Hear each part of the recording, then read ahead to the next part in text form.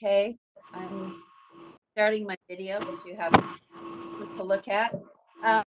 My name is Carol Lear. We're about to begin the meeting of the Law and Licensing Committee on June 5th. Welcome to all of you. Thank you very much for the extraordinary effort it takes to bring this meeting together, and we very much appreciate it. And we have a number of things on the agenda, and there's a lot of pressure to be the first committee meeting because we have to try to be on time so that we can allow for the next committee meetings to start. So with that, let me make sure and just state for the record all of the committee members who are present. Brittany Cummins, Board Member Cummins. Present. And Cindy Davis. Here. And Laurie Ann Thorpe. Here. Board Member Haynes. Good morning, I'm here. Good. And I'm missing somebody, maybe? No? I think that's everybody. No? That's everybody. So welcome and thank you very much. And especially to Sherry and Angie who are facilitating this. With that, let's begin on item number 1, which is the Utah State University new authorizing process. And I will ask Angie to talk about this for a minute. Yes, good morning. Thank you, and I apologize for those of you who were listening a minute ago. I'm having technical difficulties this morning with my WebEx login, but we'll make the best of it. So just a reminder that whenever You're breaking up, Angie, at least to me. So okay. How about, is it any better now? I think it may just be on Carol's end because you sound fine here. Okay, great. Thanks, Ben. So just a reminder, a number of entities, including institutions of higher education, are authorized to become charter school authorizers. And the Utah State University Board of Trustees would like to begin authorizing schools, and they have designated the Center for the School of the Future to act as staff for USU in this capacity. And you'll see in a moment, we've got Parker Fossen and David Forbush who are here with us today representing Utah State University. But before we turn the time to them to present their processes, I just wanted to remind you of a couple of the board rules that describe the processes. And you'll be very familiar with these because we reviewed them in our last May Law and Licensing Committee meeting. But new R277552, the new Section 3, requires an authorizer to submit a new charter school process to the state board for approval. And at the same time, R277553 also requires a new authorizer to submit their process for remediation and or process for making sure that those charter schools that they monitor and oversee are in compliance. Prior to this meeting, just some background, and Daniel Davis, who is the USBE Charter School liaison, he and I have had conversations with both Parker and David about USU's processes.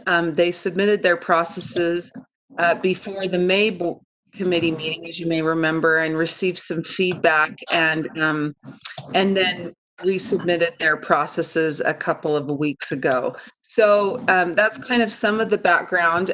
Chair Lear, if you would like Danny at all to provide some background on the process that USBE staff went through in reviewing and providing feedback. He is also on today and could provide more background, but or we could just turn the time to Mr. Fossen and Mr. Forbush to start presenting their processes. Unless one of the committee members wants more background, I think Danny can be just available, and we can start right into the presentation from USU or discussion from USU folks. Great. So I guess that means, yes, Parker and David, if you'd like to unmute or start. Thank you, Angie, and thank you, Board Member Lear, for inviting us to participate in this law and licensing committee. We're very appreciative of USBE board members and staff who have helped us refine our processes. We're very committed to working closely with charter schools in the state and recognize the great potential that charters have to both innovate and to provide choice while impacting in very dramatic ways student learning. So we have put together just three PowerPoint slides, but before we jump into that, I just want to check really quickly, Board Member Lear, if you're okay with us proceeding on these slides and discussing those, or would you prefer us follow a different path?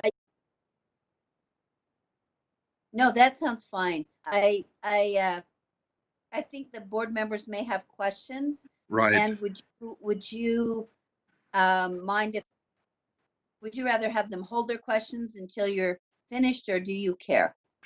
I think we're fine with interjecting questions as we go through these three slides, and we recognize time is of the essence for you, and so we'll go as quickly as we can. No, I appreciate that. This is important. Thank you. Go ahead.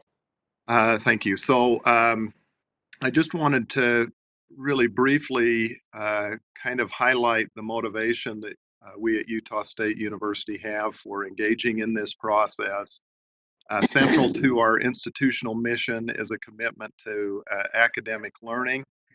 And we also recognize that academic learning and knowledge plays a very important role in driving individual and collective flourishing within our state. And by flourishing, we mean being able to leverage opportunity as we navigate life. So as an institution, we're very committed to this idea of collaboration around high academic learning expectations.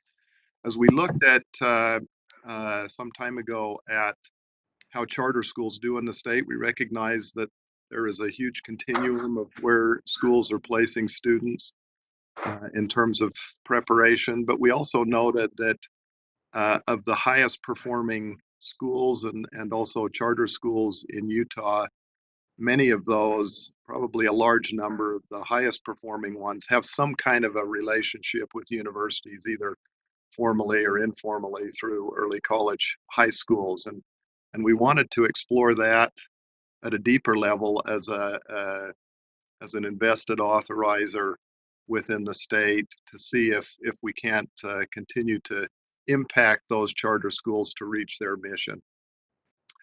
And then also recognizing that if any university is going to jump into this in a significant way in terms of authorizing charter schools, probably Utah State University is most well positioned to make that happen. And certainly the Board of Trustees here resonates with this.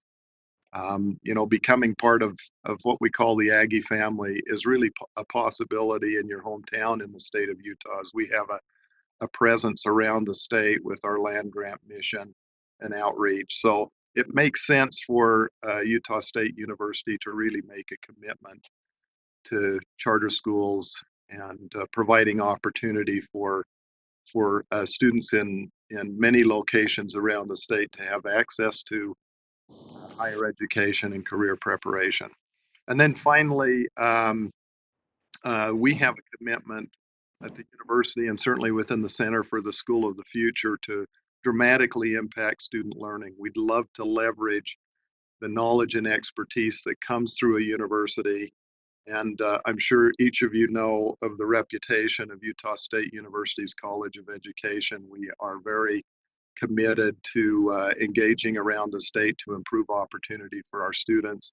So we see this as a great chance for us to leverage that and animate that passion for student learning to see if we can't help the state impact students in a different level than maybe they do in many cases. So with that, David, I'll let you kind of drive through our processes that we put together for new charter school authorization.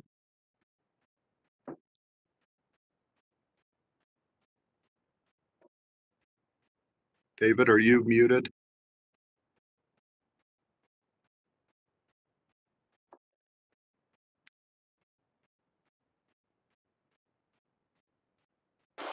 I am trying to unmute him. I don't know, Jerry, if you are still on. Oh, there, you should be unmuted now. David, Okay, can everyone hear me? Yes. Okay, great. Thank you very much. And Parker, thank you for getting us started, and to each of the board members for their interest this morning. I'd like to take a few minutes with you. You may have read our documents, and I hope you have, because there's a substantial amount of detail in them. But what we've laid out is a 6-stage process. And then in addition to this particular document, or the 6 stages, we also have our multi-tiered system of support and accountability piece that I'll talk about as well. So our process starts off with stage 1, where a proposal is submitted. That's to be kept to 10 pages. And it's really an opportunity for us as authorizers to get a look at what the proposers are considering in terms of a school, where it would be sited, how they would organize their curriculum instruction, and what they're trying to achieve with their proposal. And so the first part is really for us to begin a process of us determining whether they fit us as an authorizer, but also it provides them an opportunity to determine if we're a good fit for them as their authorizer. So we see that as an opportunity for both organizations to assess and determine if there's a nice fit that could allow both organizations to achieve their missions. Stage 2 is invited if stage 1 goes well and we see elements of fit that interests us. Then at that point, we would move on to stage 2. A proposal would be developed, and that can be upwards of 100 pages, and there's extensive detail that's provided. I'm sorry, I'm actually stepping beyond. Stage 2 is a proposal interview. And the proposal interview actually is we bring the proposing body to Utah State, sit down with them, and have a series of activities with them. And the first part of that would be an interview with them to ask questions and to get a better sense of who they are, what they're proposing, and why they're proposing it. The second activity would be a charter school problem, where we would actually put a relevant problem before them and have them engage as a body in solving that problem in 2 different ways. One would be, how can you solve this problem before it actually occurs? So systemically, what would you do to forego or systematically design a system that wouldn't produce the problem? And then the other portion of that problem solution would be to look at the problem has occurred and how would you respond to it. That activity would allow us to get a sense of the proposing body, but also how they work together as a team and their problem solve as a group. So there's 5 activities in total. I won't review each one of them in detail, but the entirety of that experience is to provide us with an opportunity to get a sense of the body that's proposing and have them get a better sense of us and our interests as well. Stage 3 is also invited. If stage 2 goes well, then we would invite them to stage 3. And it's there that I had started indicating that they would develop a full application that would be a compilation of what they produced in the proposal, but then bringing that into the application and adding additional information about their curriculum, their instruction, how their board will be organized, their bylaws, et cetera. There's a wide range of different pieces and parts that would be brought into that for us to fully vet and determine if that particular proposing body is well positioned in terms of the school that they're proposing, and also for us to determine if it's a good fit for us. We recognize that some bodies may actually have a strong proposal, but it may not be a good fit for what our interests are. So there's a recognition of that, and that goes both ways. Stage 4, full application interview.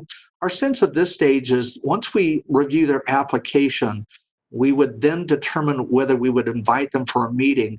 And the purpose of this meeting would be to celebrate the strengths that we saw in their proposal, and also the needs that we saw in the proposal. And so in this application interview, the focus would be more on problem solving and determining whether the needs within the application could be resolved and resolved in a way that would be satisfactory to both sides and that would allow us to continue, or if our process would end at that point. So there's again, stage 4 document that we provided with to you. Will provide extensive information about that stage.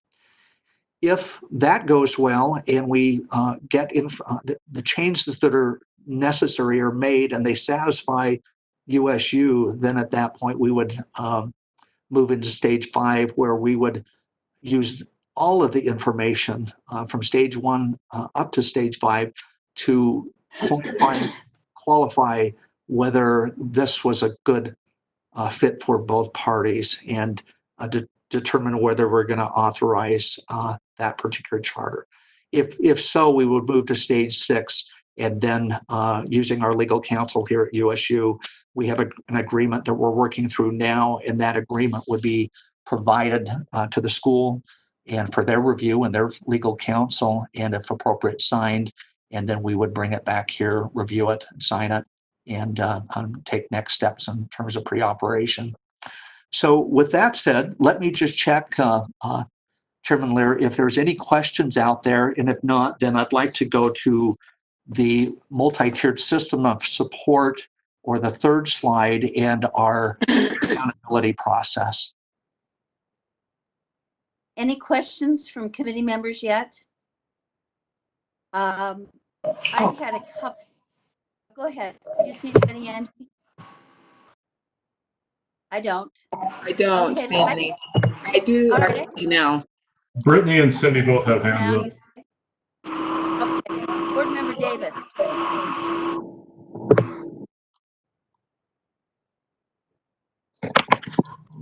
Hi, thanks so much for being here today. I just appreciate, I wanted to say thank you from the get-go, because you came initially and then went back and listened and worked with our staff. And I don't want this to get to the end and not thank you for doing that, and thank you for working with folks. I think that personally, I would rather see fewer schools with an opportunity for longevity and quality than more schools with less quality and higher failure rates. And I hate the word failure rate, but having to shut down for one reason or another. So I just appreciate you being thoughtful and careful during these initial steps, because I think we want to see successful schools in our state. All schools, district schools, charter schools, whatever, we want to see success. So thank you for being careful and thoughtful and working with us through the process. Thanks, Cindy. Board Member Cummins, I think, was next. Good morning. Thank you very much. This process is, from what I read, it's fascinating. It's very thorough, and I really appreciate the time that's spent at the very early application process as you look at the boards and you work with the boards as they go through this process. One question I have is I'm really intrigued with that idea of the problem-solving ability of the proposing body and what they can do, and observing how they work with each other. It's been my experience that charter school boards and administration have a higher level of turnover than a district LEA may have. And so you can find that a board that begins a charter school may be a very different board after just a couple of years, and they may have several different administrators. And so the team that interviewed with you may be very different after a couple of years, may not be the same people on board. And so I'm just curious if you've thought about that consideration, and maybe you'll get to that as you look at your tiered support system, but have you thought about the effort that goes into that initial team and what might happen if they're not the same people after a few years? Thank you for that question. And we have thought about that. It's really important. You recognize it, and we do as well. And that is that the quality and the capacity and abilities of that initial team, and as it evolves over time to meet the needs of the school, is really important. One of the things that will happen in our agreement is that the agreement will specify that if there's any change in board member, that we will be part of the vetting process to ensure not only that they have the capacity to serve in that position, but also that there will be a training regimen that will be put in place to ensure that they're onboarded successfully, that they can be as capable and competent as they need to be successful in that position. So we really see this not as an arm's length sort of process, but an arm's around process to ensure that the right people are in place and have the necessary skills to be successful. So I think that's a great recognition of what needs to be done, and that's our plan to address that, because it will happen, and we recognize that. Thank you. Other questions, Thank you. board members? I had a brief question. As you're explaining and laying out this process, how many schools, do you have schools actively waiting or proposals actively waiting? And if so, how many? We have one formal request at this point that's in the earliest stages of engaging us. We know that we can't take an application, but we've had one school express clear interest as a new charter school, and we've had a contact from another one that exists that may be interested in considering us as an authorizer, and vice versa. That's helpful. No, I think one of the challenges that Cindy alluded to much more maybe politely than I would is that we've seen a real exponential growth of charter schools, and it's a very difficult management task for the state board, who has the constitutional authority over all public schools. So I really agree with her caution, again, so well articulated, so kindly articulated, that the state board, I think, and I think I would speak for most of us, would like to see charter schools with staying power and local charter boards with staying power, because that stabilizes the full system. So thank you for that. And please proceed. I don't think there are any more questions right now. Okay, thank No you very other much. questions. Thank you. So one of the important things that we recognize, and you do as well, is that the development of a school requires systems that surround it, and those systems, each element contributes to the overall outcome, which is student learning. For those interdependent systems to work well, they each have to interact with one another, but do so in such a way that they contribute what's necessary and not more so than is necessary. So one way of managing a system to ensure that it's working smoothly and producing its outcomes is to use a multi-tiered system of support. So I'd like to just talk with you a little bit about this system in terms of accountability. We recognize multi-tiered systems of support have been being used around the country in academic settings, but also in academic settings, but also to attend to academics and also to behavior. And so we see that particular framework also being useful in overall systems. And so from an authorizing perspective, if our authorizing processes and supports are as they should be, then we should see 80% of our charter schools being effective and meeting compliance and results targets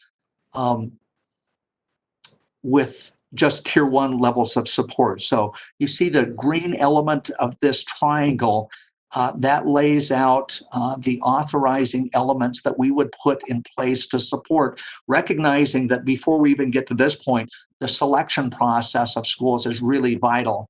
We have to know that they have a good plan. We have to know that they have the capabilities and capacities and motivations to actually achieve them and to make them real. And then once we authorize them, these types of supports will be put in place to support them. And again, it's our recognition that we would be running a fluid organization, and that is that we would constantly be looking to see, do our authorizing supports produce favorable outcomes in terms of compliance and results, and for 80% of the schools that we authorize. If not, then we have a systemic problem. We have to take responsibility as an authorizer that those outcomes, that our system is not producing the kinds of results that we want to see. So if an organization requires more support than that, is being unsuccessful, then we would recognize that we would add some additional support, which is in yellow and extremely hard to read in this. And then if after receiving tier 1 and tier 2 services and supports collectively, the school still is not thriving and meeting compliance and results outcomes, then we would add tier 3 or the upper triangle to that particular school. And at that point, we would be making a determination as to whether we made errors in the selection process from the beginning, that our overall body of supports is not producing the outcomes that we want to see. So I haven't attended at all now to the details that's part of each of those elements, but I wanted to make clear how a multi-tiered system of support works. It's preventative in nature from the beginning, and the prevention starts in the selection process. But we really believe that that it's necessary to systematically design organizations to be successful from the beginning, and rather than picking up the pieces at the end. And we know that there's pieces and parts of that will happen, and that's hence the tier 2 and tier 3 interventions and supports. So with that, let me check and see if there's any questions about the overall methodology in using this and the prevention focus, and then I can talk through some of the elements if you like. And thank you. No, I don't see any questions. Okay, keep going. Okay, great. Let me continue on then. So in tier 1, we're using a tool that we developed that's called the LOPT, the Learning Organization Performance Tool. And the LOPT is at the back of our packet, and it provides a number of different dimensions that we'll be measuring to assess for compliance elements, but also results elements. And so you'll see that there, and an organization or a school that's performing well would earn 90% of the total points on an annual review. And so that would keep them at a tier 1. Now, the different supports that we would offer as an authorizer at tier 1 would be 1 annual site-based visit. That would be for all years. We believe that that's not required, but we would like to be there each year to ensure that we're checking on the school and helping them before problems become entrenched and systemic in a way that becomes hard to root out. 1 site-based visit report, that would include the strengths, deficiencies, and corrective actions that would need to be taken. That would happen each year. Again, we see each year's review as an opportunity for us all to do a check, including us as authorizers, to ensure that our schools are moving in a favorable direction. There'd be an annual review all years, and 1 annual comprehensive review of the charter school and the board. That would be years 1, 3, and 5, and every 5th year thereafter. So if a school wasn't being successful in earning 90% or plus of the LOPT points, and by the way, that bar is pretty high because as Chairmember Davis indicated, we want to make sure that we are being supportive in positive ways that will produce success, and if not, provide additional support until we get there, and eventually not recharter if there's we just simply can't get there. So tier 2 is there's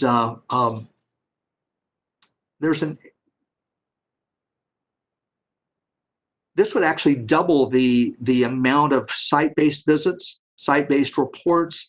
Annual comprehensive reviews would be included on years 2 and 4 if a school is found in this particular needing this kind of support. Again, adding additional information. We recognize that additional data can be is only useful if there are action plans that are executed to actually change performance. So added data in our world today can be crushing, and it's only useful if we can make use of it as opposed to just reviewing it. If a school requires additional support, then our supports would become even more intentional, which is the red triangle. And at that point, we would perform what's we're referring as an overarching performance analysis.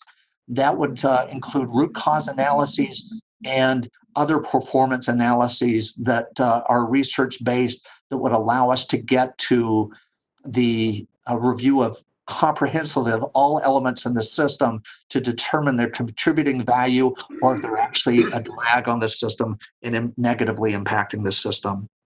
That would produce data that would then be put into a systems corrective action planning process that would result in action as opposed to just an acknowledgement of problems. And then we recognize that systems don't generally change without external coaching and supports. And so that would be a part of that as well.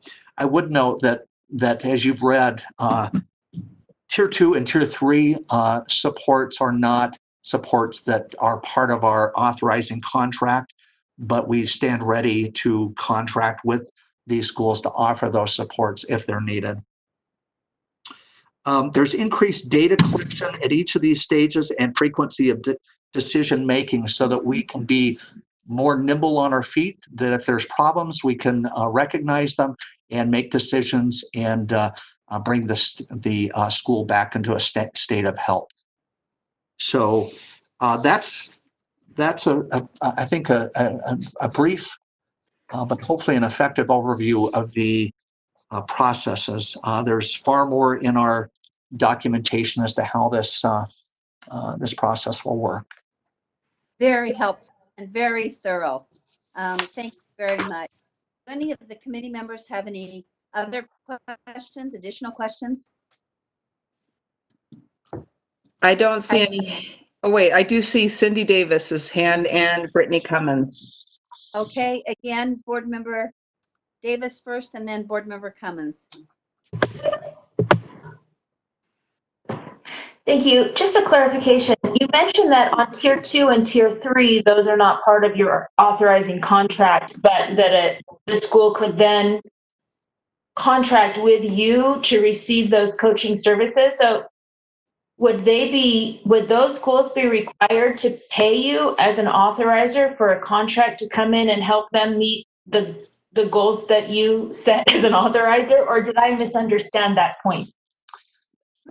Board Member Davis, I think that's an excellent observation. And let me clarify further, because I can see the way you've cast that is exactly the thing that I should have communicated a little bit differently. They can absolutely use us, and you're right. We would be contracting with them if they would like to use us. But we also recognize that they can contract with others to get that support, and they hope to be successful in those particular areas and needs. And so we would then vet as an authorizer. Our role would be not to provide those supports if they selected another provider, but our responsibility would be as an authorizer to vet the groups that they want to use to help them with those Tier 2 or Tier 3 services to ensure that they actually have a history and a capacity to actually help that particular school return to a Tier 1 level.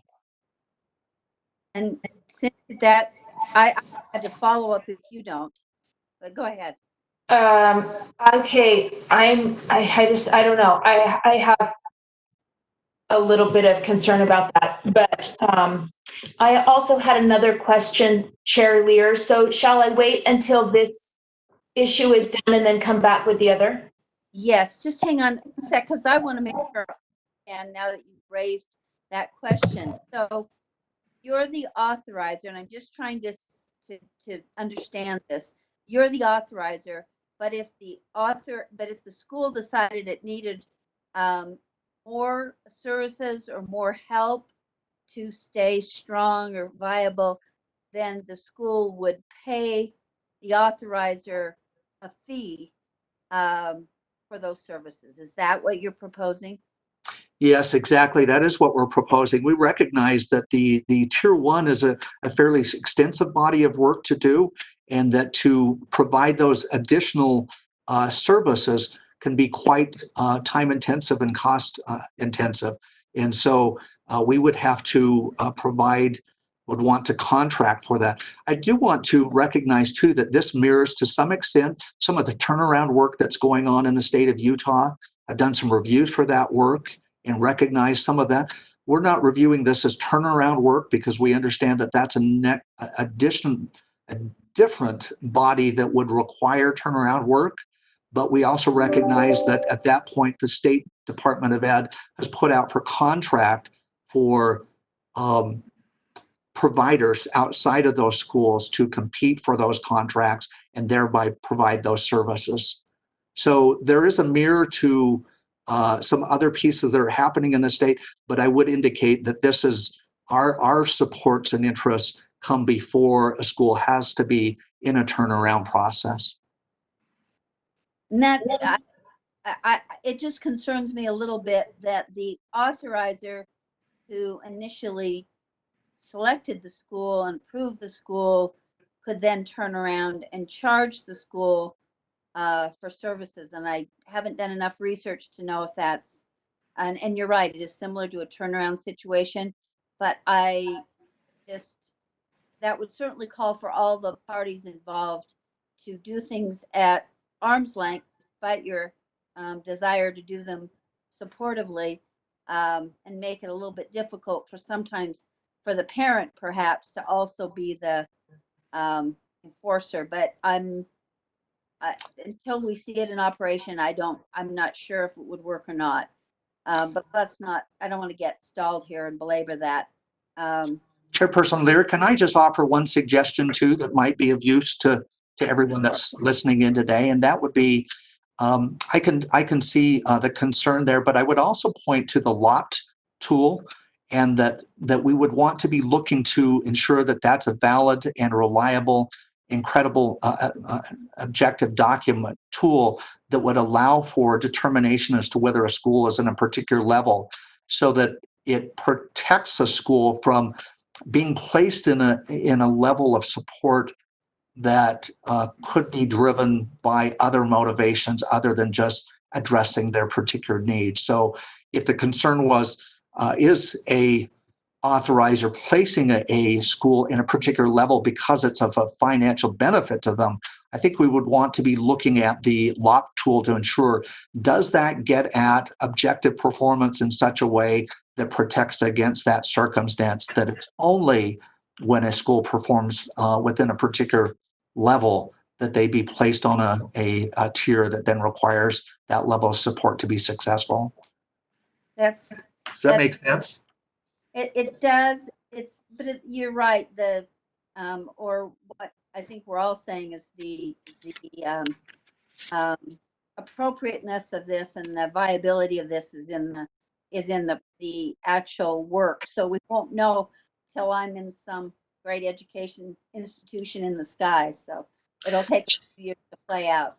But Cindy, Chair Lear, may I just say something that might help or add a little bit, or it might actually raise another question, but I just wanted to make sure that the committee members, and I'm sure Utah State is aware of this, but higher ed institutions that are authorizers are a little different than the State Charter School Board, because the State Charter School Board receives an appropriation directly from the legislature to staff their office.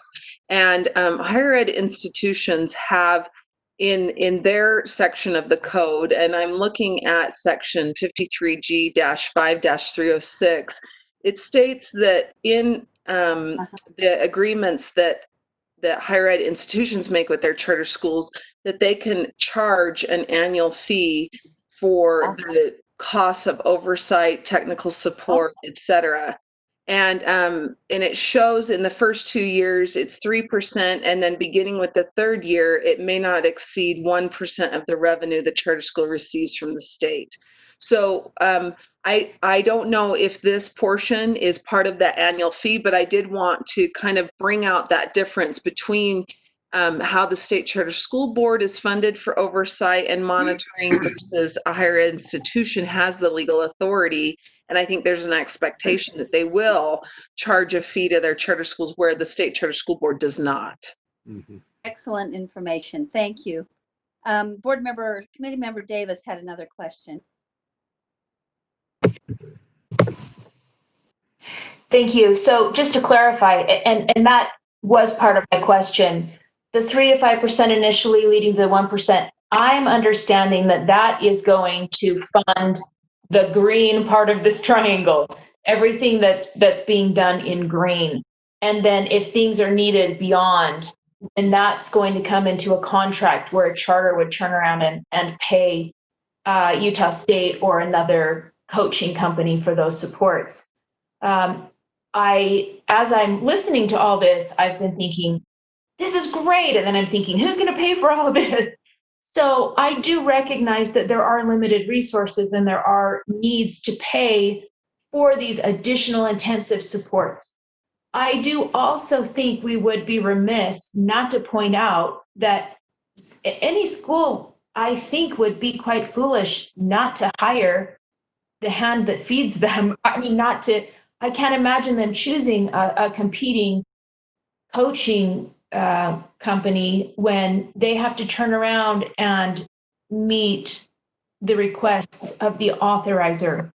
Having said that, I do appreciate your transparency about the tools used in the green section, and that those would be transparent also to the board, so that we could see that every effort for due diligence was made in the green level to not get to the yellow and red phases. Yeah. Well, as David laid out in the previous slide, our focus in the selection process and the vetting process is to really align our focus on student learning with the school's focus on student learning. So I think what you're saying, Board Member Davis, is certainly our understanding of this process as well, that we don't intend to get to yellow and red. If we do, we have a plan to try to make sure they get back up into green. Thank you. Vice Chair Cummins, you had a question. Dale? Yeah, it's related to this, the same discussion. So tell me if I'm understanding this correctly. The pyramid identifies the services that you provide as an entity, whereas your lopped diagram or rubric basically describes how you're identified into those services that are provided. Am I understanding that correctly? That is exactly correct. That all schools would start off in the green zone and get those services, and they would only elevate into the yellow and the red if their LOP score directed them to be moved to that location and that body of services and supports.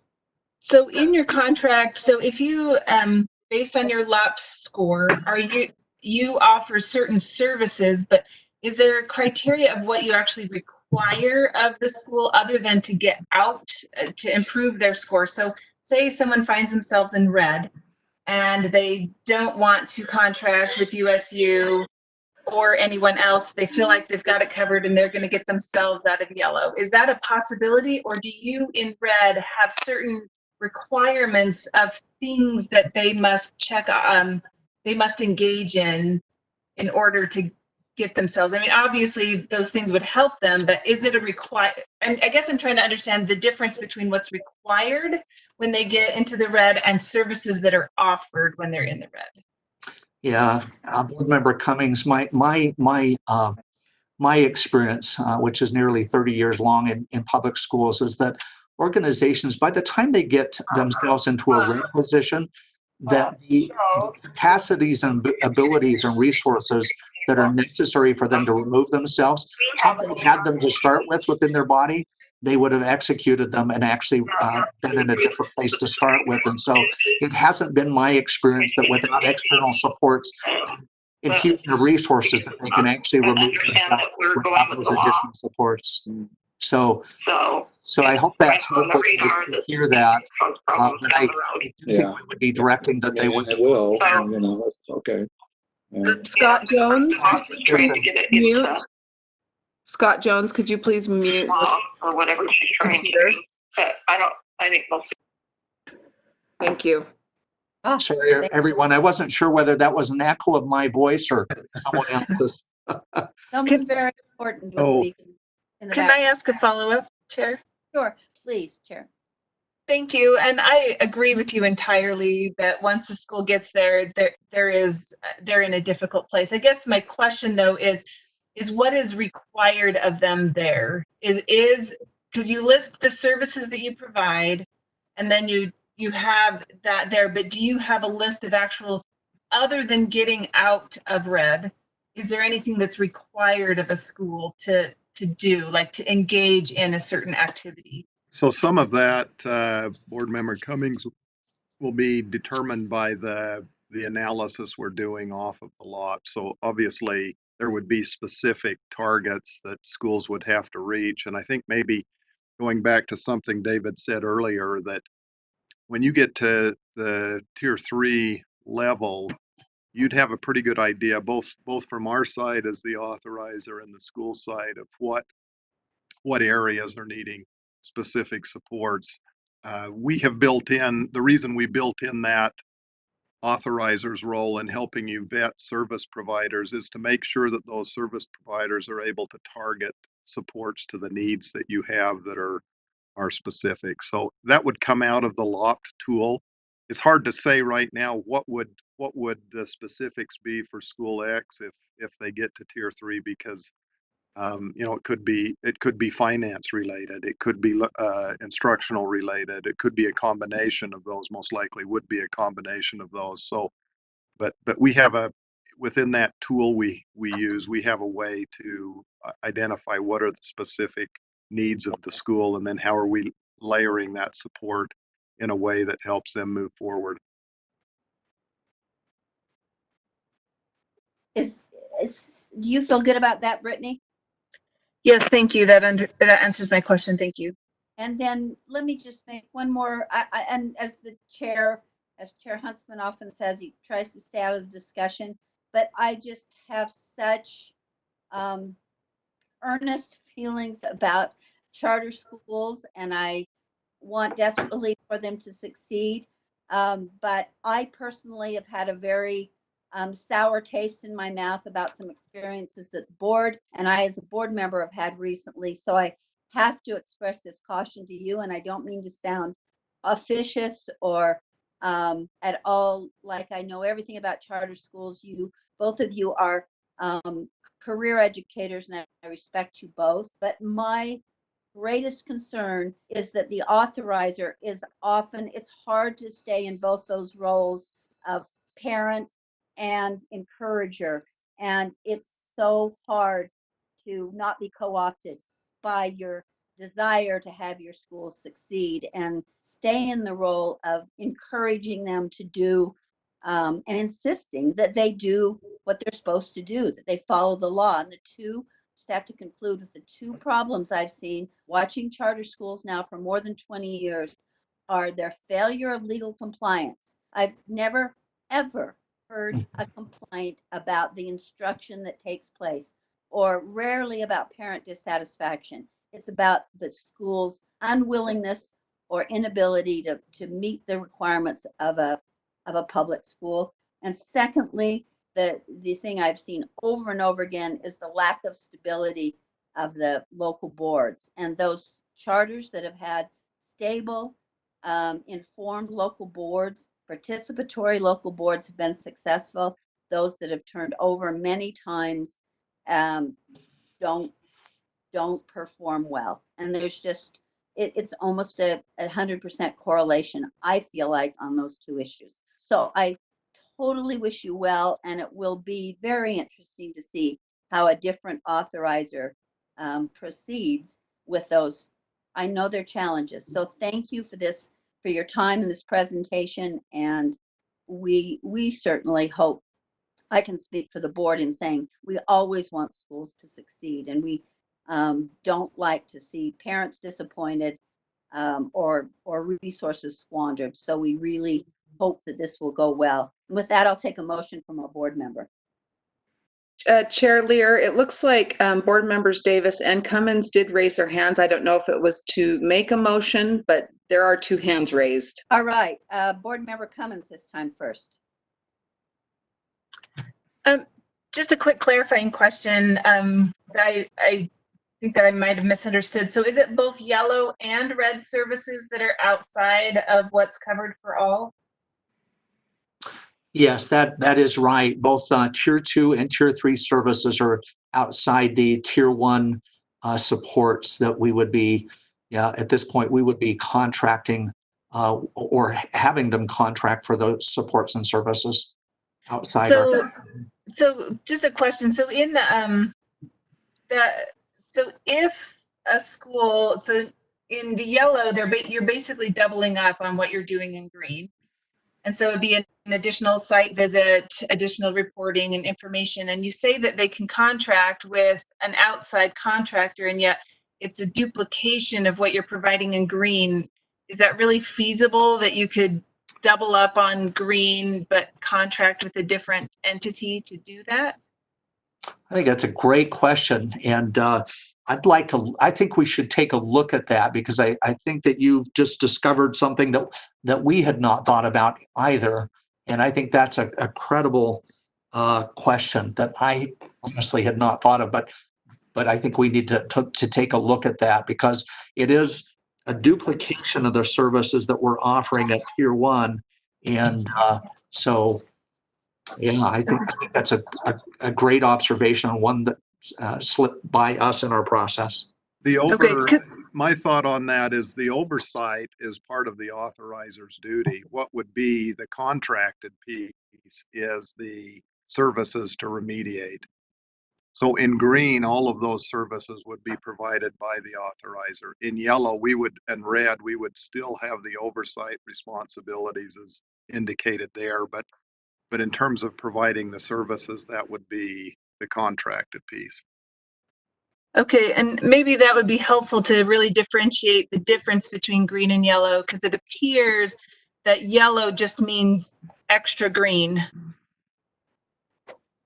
And so to me, the red makes, I can understand the rationale, and it makes sense in the red, because those are definitely differentiated. I mean, obviously you're going to still be doing green when someone's in red, but it's going to be additional services. And so the red seems to have really articulated what is the difference between green and yellow, whereas yellow just seems to be more green. And if that more of green isn't paid, is something they have to contract with, it feels like it would automatically lead to you as the authorizer, because it's not something separate, or at least in the documentation, it doesn't look like a separate service. It's just more of the same. So that might be a consideration, but thank you. Thanks. Yeah, Thank you. thank you very much. Commissioner Davis. Sorry, I removed my hand. I had a similar question. Okay. All right. Would anyone like to make a motion?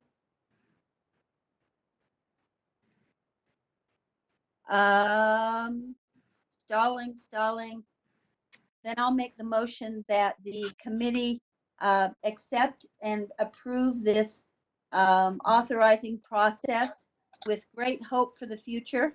And it shows great promise. And as there, like everything, sorry, I'm going on and on, but like everything in education, it's harder to do than it is to write about, but we have great expectations. So my motion is we approve the process as presented, and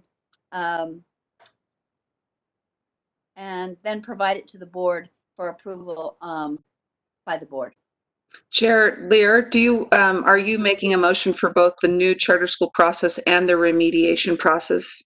I am, for both the new school process and the remediation process. I don't know that, is there more to say, Drs. Forbush or Clausen, about the remediation process? It seems like that explanation was embedded in your discussion.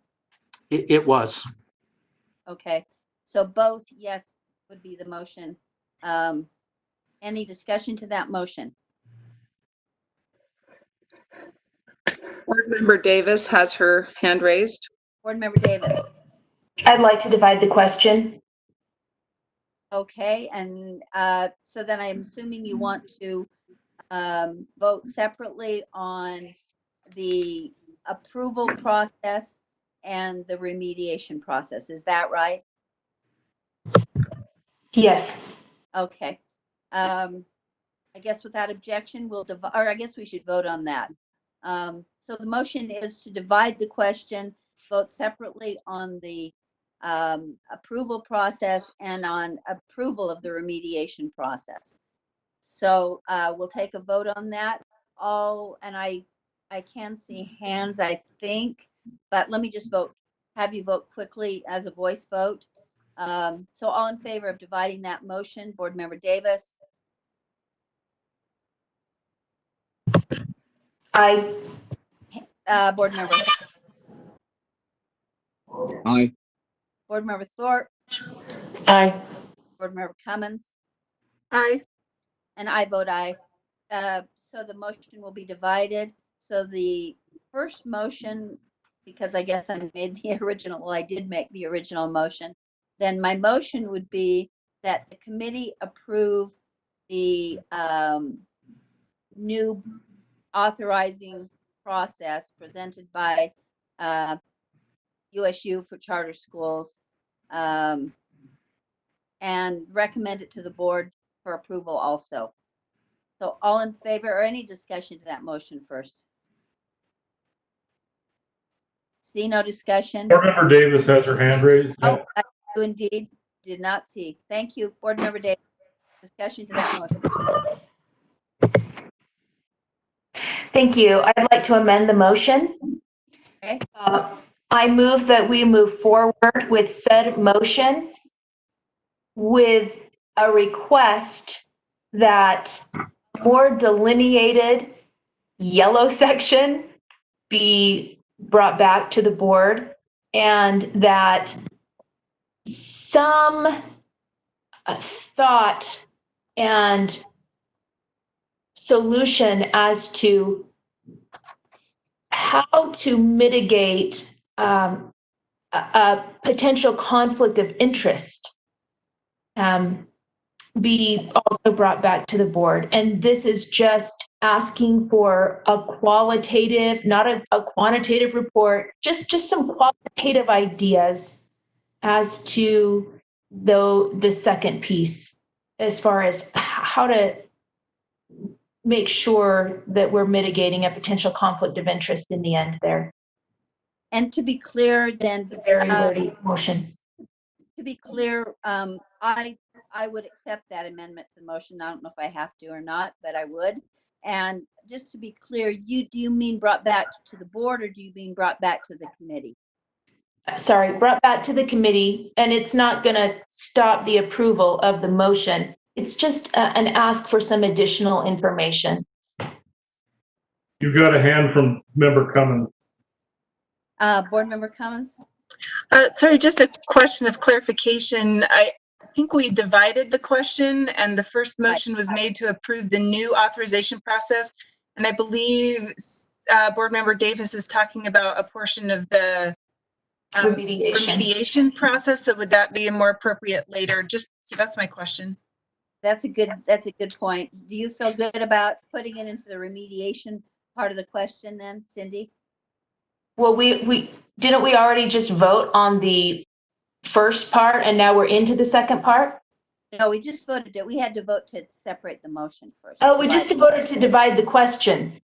I'm sorry. I'm a step ahead of myself, which is a good day because usually I'm a step behind. So yes, thank you. Okay, so you'll wait till we're voting on the remediation portion then, right? All right. So the motion then is for the committee to approve the authorization process as presented by USU. All in favor, and recommend it to the board for approval also. So all in favor of that motion? Any discussion to the motion first? Now there's no discussion. And so a vote on that motion to move that to the board. All in favor, Board Member Davis? Aye. Board Member Cummins? Aye. Member Haynes, Aye. Member Thorpe. Aye. Great. That was and the chair votes aye, so that vote was unanimous. And the next motion then would be to approve the remediation process as presented by USU as an authorizer, and also recommend that to the board for approval. Approval by the committee recommended to the board also for approval. So any discussion to that motion? Board Member Davis.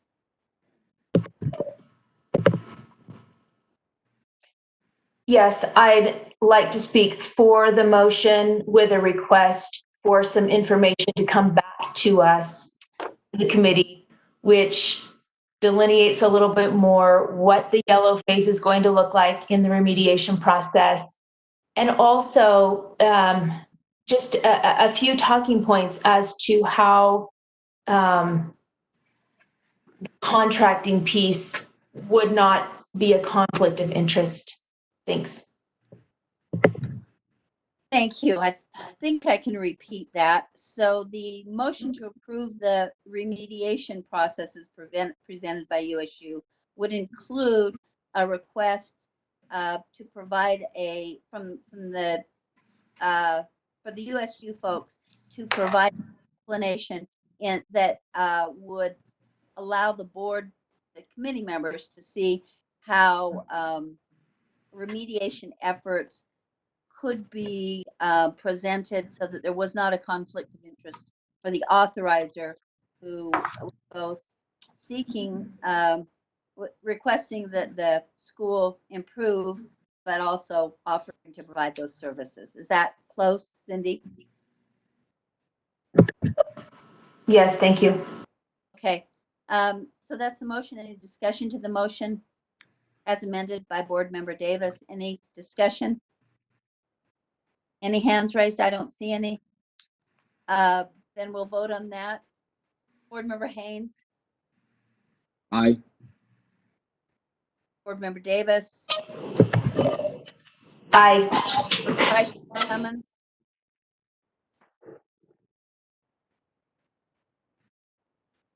Member Cummins, Aye. and Member Thorpe. Aye. Thank you, and the chair votes aye. And we look forward then to that, probably at the next committee meeting, which would be, we assume in July. We'll schedule that. We'll leave that to Angie. Thank you so much for the time and effort and thoughtfulness you put into this. I appreciate it as a board member, and I really think USU has a great opportunity to be a successful authorizer. Thank you. Thank you. Moving on to the next agenda item, we have, Carol, yes. Cindy? before we move to the next agenda item, I apologize. I was afraid I wouldn't have time if I raised my hand. I just want to make a mention here also. We've been talking about really wanting successful charter schools. I want to note that we do have a lot of successful charter schools in the state. And I also want to note that our state charter school board has had some big curveballs thrown at them. And I really think they're handling things well. And I think they are making an effort when it comes to new schools to really, create a thoughtful and rigorous process. And so I want to make that clear also. Thanks. Thank you. That comment's noted. Next item would be R277. This is item number 2, an action item R277-602, Carson Smith Scholarship Funding and Procedures. There's a slight amendment and also a continuation. So would you like to speak to that? I think Ben Rasmussen. Yeah, thank you, Chair. Ben Rasmussen, Director of Law and Professional Practices. This rule is set for its 5-year review. It's set to lapse in August if no action is taken. One recommendation for a change made by staff, that's on line 90. You can see that on your screen. Changing the date the parents need to notify staff if they're going to continue in the program from May 1st to June 15th. That's the only recommended change. Otherwise, just asking that the rule be continued with that amendment. Thank you. Any discussion to that proposed amendment?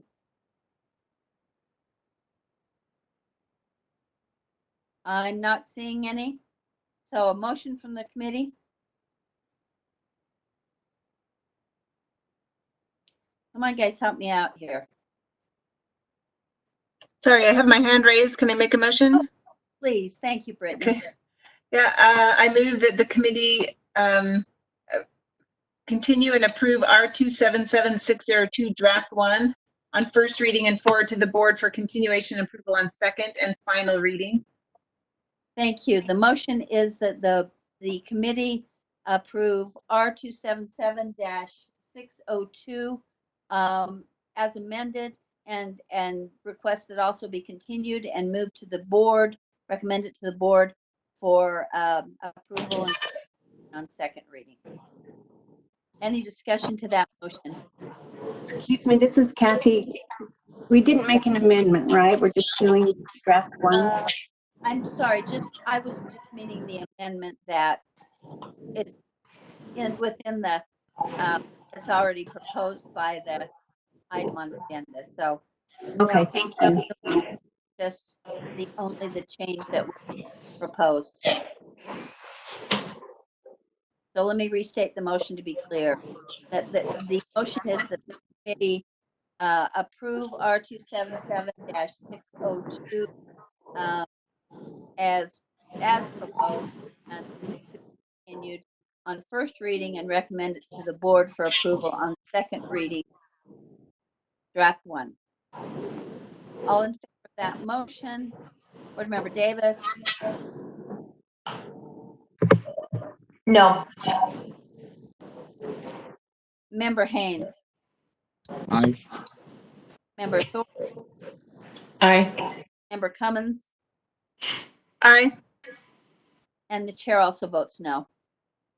So that passed the committee on a vote of 3-2. Next item would be item number 3. Any questions? I get some echoing sometimes, sorry. Item number 3 is an action item of 7-100, definitions for the State Board of Education rules, and for an amendment, a continuation, and I guess harassment. Thank you, Chair. R277100 is another rule that's up for its 5-year review in August. Staff is recommending that we add 2 definitions to this rule. First, a definition for cumulative file and cumulative folder. That's found starting on line 29. The other definition is for the term of multidisciplinary team. That's found on starting on lines 120. Just for the committee's information, we added a draft 2 for this rule after speaking to the representatives from the USSA on Wednesday. They recommended some changes to what we had in the definition of cumulative folder or cumulative file. They felt that the language regarding medical issues was probably a little too broad, and so we have a draft 2 that narrows that down. If you have any questions, we'd be happy to answer those. Thank you for that explanation. Any questions or comments to the changes? I see one hand raised. Vice Chair Cummins. Sorry if this is just a ticky-tacky question, but on line 50 and 51 or line 50, is it common to use the actual term you're defining in the definition of the term?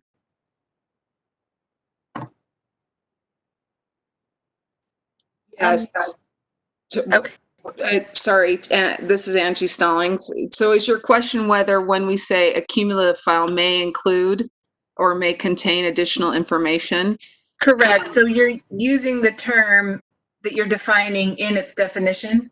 Yes, and actually the better way to do that, and I apologize, Ben, that I didn't catch this before, we could just take out the and just put cumulative file may include additional information. That's stylistically what we usually do, and we'll often define the term and then in the subsection B, add to it, and in a sense of saying it may include or provide some examples of what that that defined term is. So yes, it is a Okay. common thing. I think that just the way this particular one is stated is a little different. So the only change, which is technical, Ben, is I would just recommend that it just state cumulative file may include, and then keep everything else as we've got it stated there.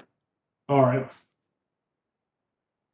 And so without objection, that's practically a non-substantive change. So without objection, we'll just ask staff to make that change. If any committee member has a problem with that, please let me know now. I don't see any hands. Thank you. You got a hand from Board Member Davis. Oh, okay, Board Member Davis, thank you.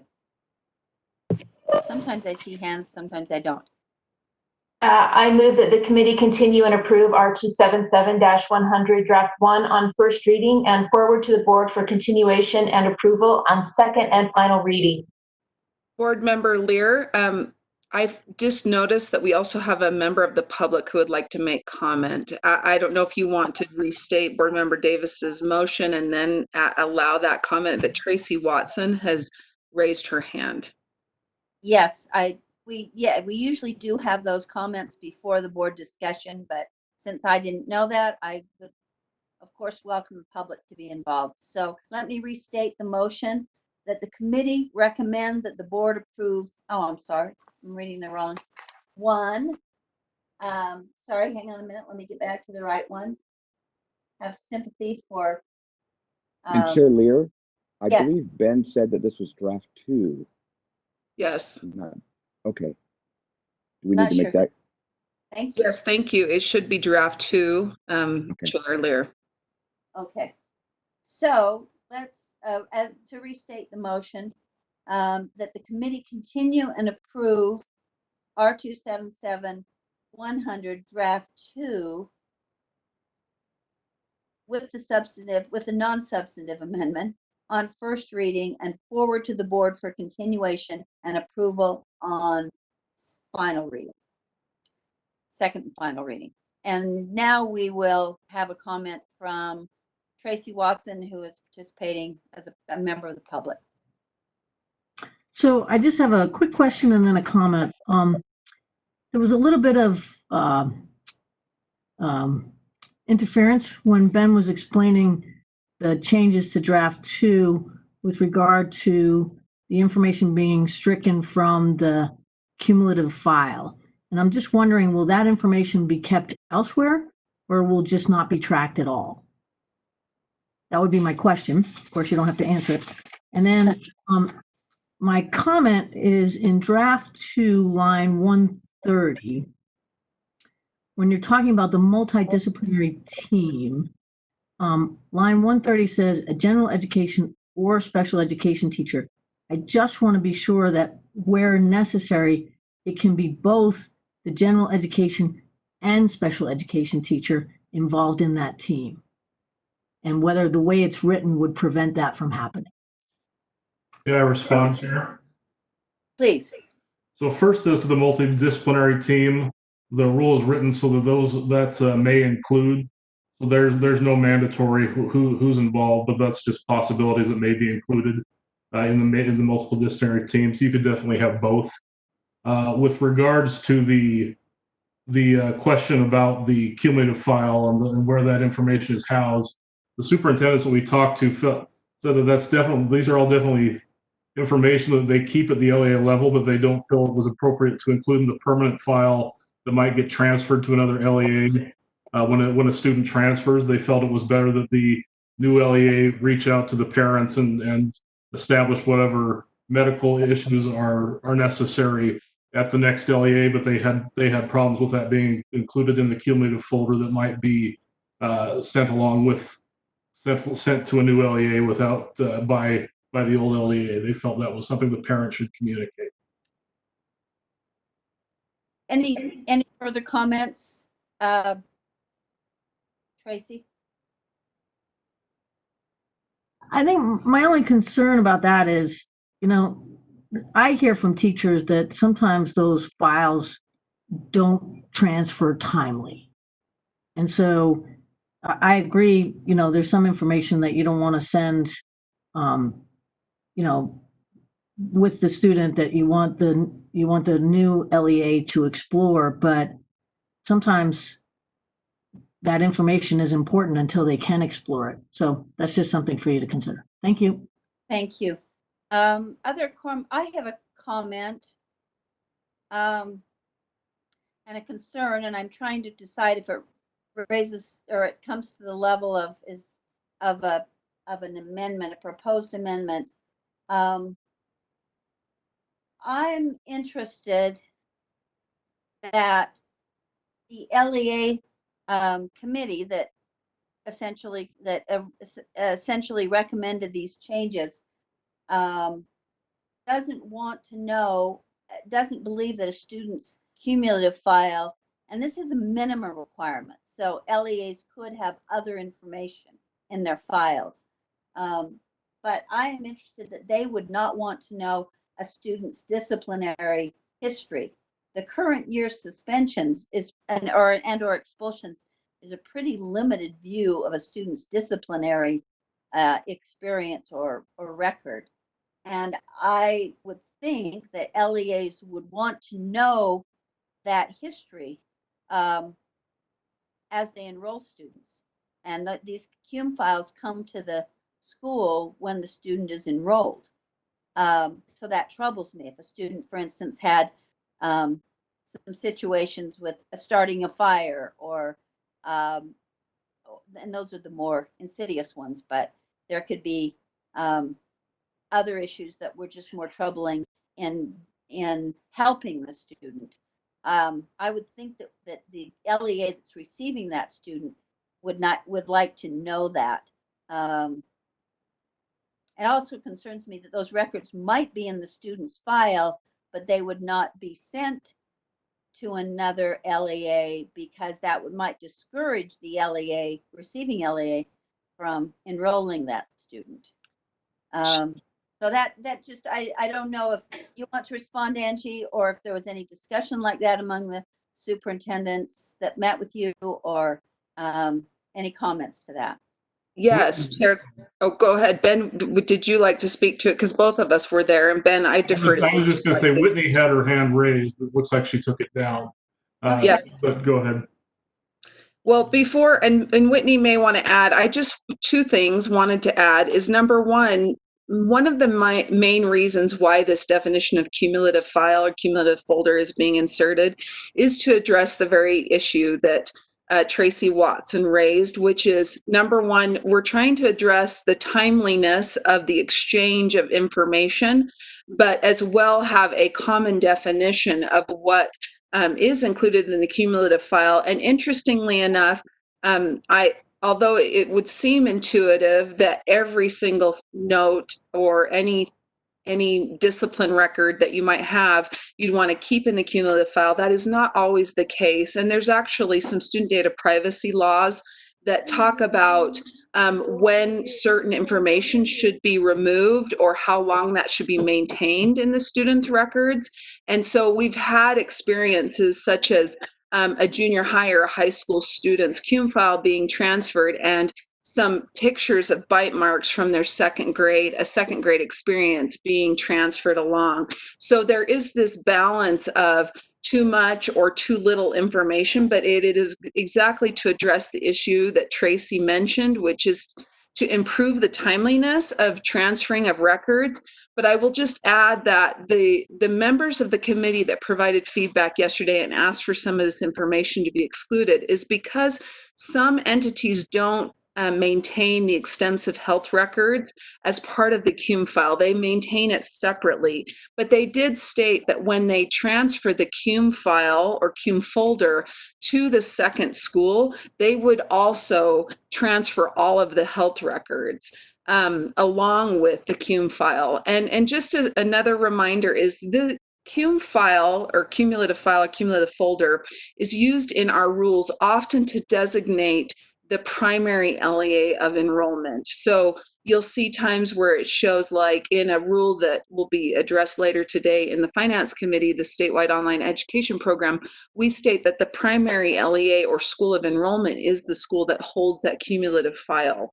But that does not mean that there aren't other records that the school would hold, nor does it mean that the originating school, so let's say you're transferring from one school to another, the records, the first school might maintain some of those student records for a period of time, even after they've transferred the students' records to a second school. But they would no longer have the CUME file. They might still have some student records. So hopefully that background helps. It's not that the LEA representatives or stakeholders that provided feedback didn't think that information was necessary. They absolutely did. They just stated that sometimes they hold that health information separately from the CUME file.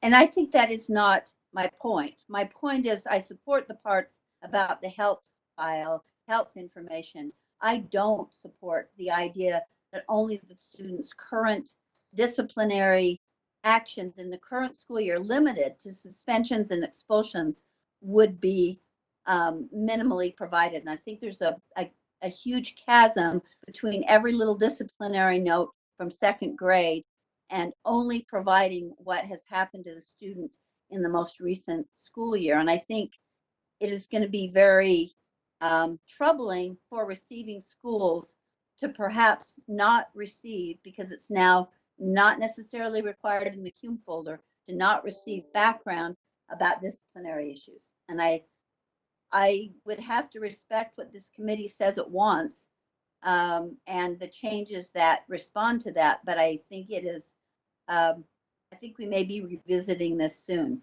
because I think we'll find that the receiving schools are not getting the information they want when students are transferring. And I mean, not so worried about the health information. I understand the privacy issues, but I'm very concerned about the lack of required disciplinary history. So I'll just say that, and I'll be voting no.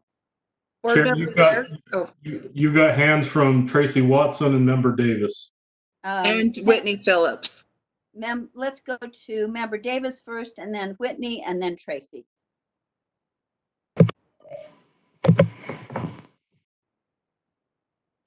Where we are procedurally, having already made a motion, I'd like to make an amendment. Do I amend my original motion or make a whole separate motion to change the wording in a line?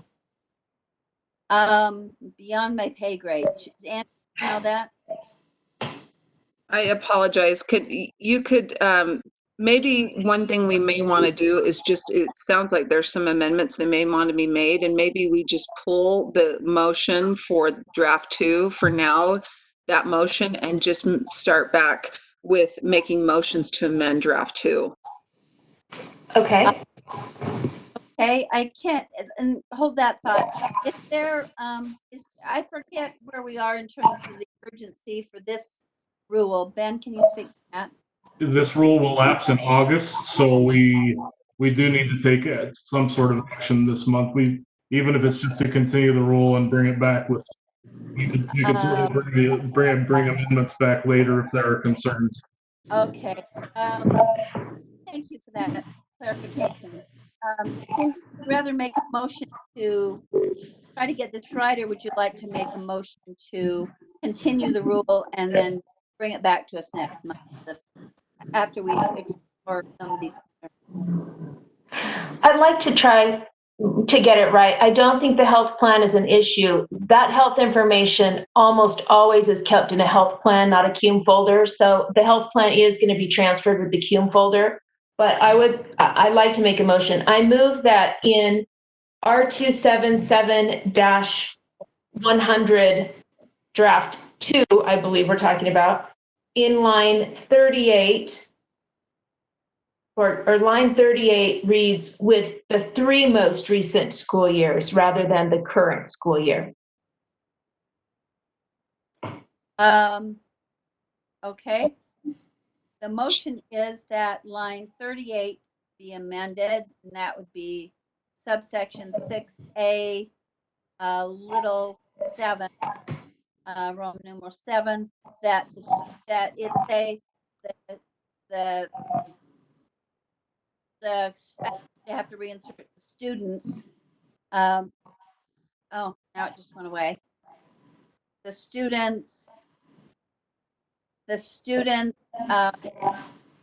disciplinary records of the past 3 years, and then delete suspensions and expulsions. Cindy, is that correct on the screen? The student disciplinary records, students' 3 most recent years. And Cindy, did you intend it to say suspensions and expulsions, or students' 3 most recent years of disciplinary records? Honestly, if the behavior is severe enough to warrant a suspension or an expulsion, that's really what a new school needs to know. They don't need all the little nitty gritties, in my opinion. Okay. The motion is that the line 38, won't try to get the subsection again, would now read the students' 3 most recent years Carol, for expulsions. Yes. I'm sorry. This is going to sound like I'm talking out of both sides of my mouth. Moving now toward more restorative justice patterns, I actually think what I just said is inaccurate. And it probably needs to be discipline records, including suspensions or expulsions. As we're seeing fewer and fewer suspensions and expulsions, what it's going to include are the interventions and the restorative justice pieces and all of the things that the previous school has been working on to try to work with the student. I support that motion. I like that idea, and I think you're very right that it helps both the student and it helps the receiving school. So now the motion would read the students, I think you've still got to have students in there, Ben. The students' 3 most recent years, the students' 3 most recent years of disciplinary records, including suspensions and expulsions. And Board Member Lear, I think that Whitney Phillips would like to address this very issue. So once you've got the motion or the language the way Board Member Davis and everyone would like, if you would allow Whitney Phillips to say something. And then Tracy Watson wanted me to let you know that she does not have any further comments. Okay, thank you. So it would read, line 38 would read, the students' 3 most recent years discipline records, including suspensions and expulsions. And I would or to and then 9. So sorry about that. How do you want it to read? Just change the or to and on line 39. Is that all right, Cindy? Is that what you want to say? Could we say discipline / intervention records? What about just saying including interventions, suspensions, and expulsions? That's fine. I just want it to be clear to LEAs that the interventions are specific to the discipline. We don't need every learning intervention that teachers have implemented. I mean, that's going to be a mile long. Discipline and related intervention records, does that help? Yes. Yes. Okay, so it would now line 38 would read, and we'll come to Whitney before we vote on this. The students' 3 most recent years discipline and related intervention records, including suspensions and expulsions. With that, that's the proposed language. Whitney Phillips, please. Hi, good morning. Can you hear me okay? Yes. Yes. Okay, I appreciate the discussion on this. We've been working on this definition for quite some time. And I wanted to give a little bit of background, we have in statute a requirement that LEAs have annotated on their cumulative folder suspensions and expulsions. This previously was on a student's transcript, but last legislative session we advocated for that to be within the cumulative folder, which had not been defined. So it was kind of an abstract. So I wanted to be clear on a few things. First of all, this is a minimum requirement. This does not prohibit LEAs in schools from deciding on sending more information. And so I'm a little hesitant in knowing what that requirement for 3 years discipline and intervention record would be. I do not know, and maybe the committee knows, whether we have a firm definition of what a discipline record is. The reason that data privacy got into this definition requirement is because of a number of complaints from parents that some information that was sent was inappropriate. For example, I use bite marks that a third grader had with another peer, kept going from school to school, not really helping that student's reputation. But we also wanted to trust our local LEAs into deciding whether that information should transfer. We definitely want to include expulsions and suspensions, but I am not sure if LEAs consistently define what a discipline record is. And so also I wanted to bring up the idea that I think we all remember manila folders, and that the cumulative permanent record used to be housed with paper formatting, and that record was transferred from school to school. We know that that's not necessarily the world that we live in anymore, and that a cumulative folder can be disparate in different data systems, and it can be a mix of paper and not. But to speak to the question of transferring records in a timely manner, I've met with at least half of our LEA records officers over the last year and provided this definition and asked for feedback. And there is an overwhelming need and consensus that they would like a consistent definition, at least a ceiling, for what to transfer when one student goes to another school, because right now there isn't a consistency.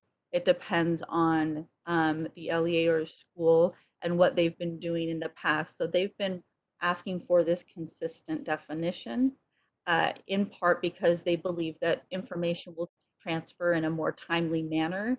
Right now, we have a state code that requires that student information be transferred within 30 days. I know that we're potentially looking at requesting statutory changes to decrease that amount of time.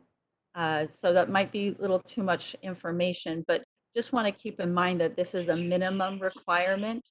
So we want to allow, the intent is to allow LEAs to have that flexibility in knowing what information to send that's very, very sensitive with this discipline. And my concern is this term discipline record. I don't know if it is well defined elsewhere. Maybe you can help me with that. Thank you very much, Whitney. I just, I have to comment in response. I totally hear what you're saying, and I'm very impressed. You've done the research and had the meetings you have. I am just as concerned as I am for the individual students. We are living in an increasingly mobile environment where students transfer more. There are more kinds of schools to transfer to, and I am equally concerned for the schools and the student bodies and the students to which some students transfer. And there has to be a balance in protecting the student who's transferring and also the student's in the school to which that student is transferring. I feel like this strikes a better balance myself.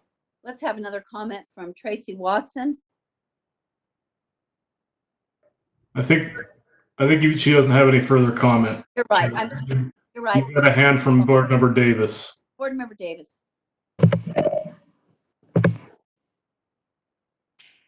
Thank you. These are great points that are being brought up, and I have two questions.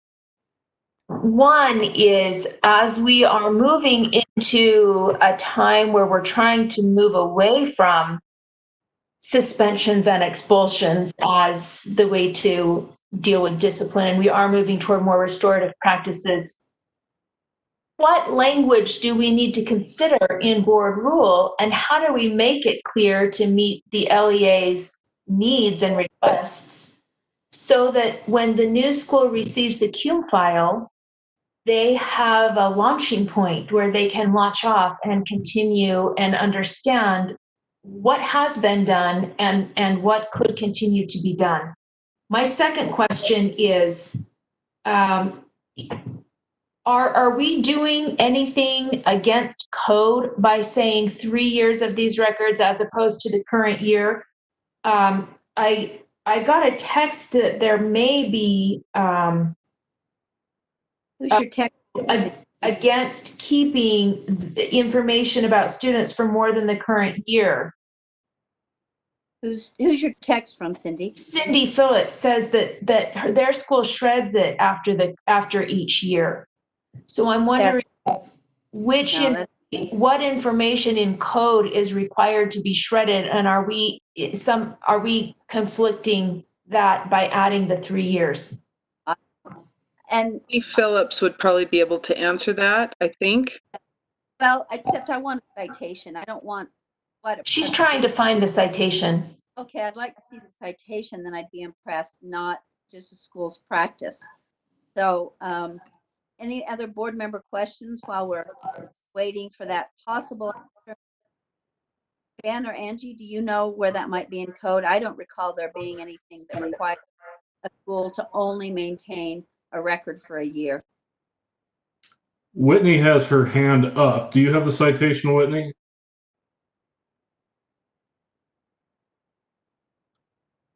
And I'll take a look in the meantime quickly as well in code.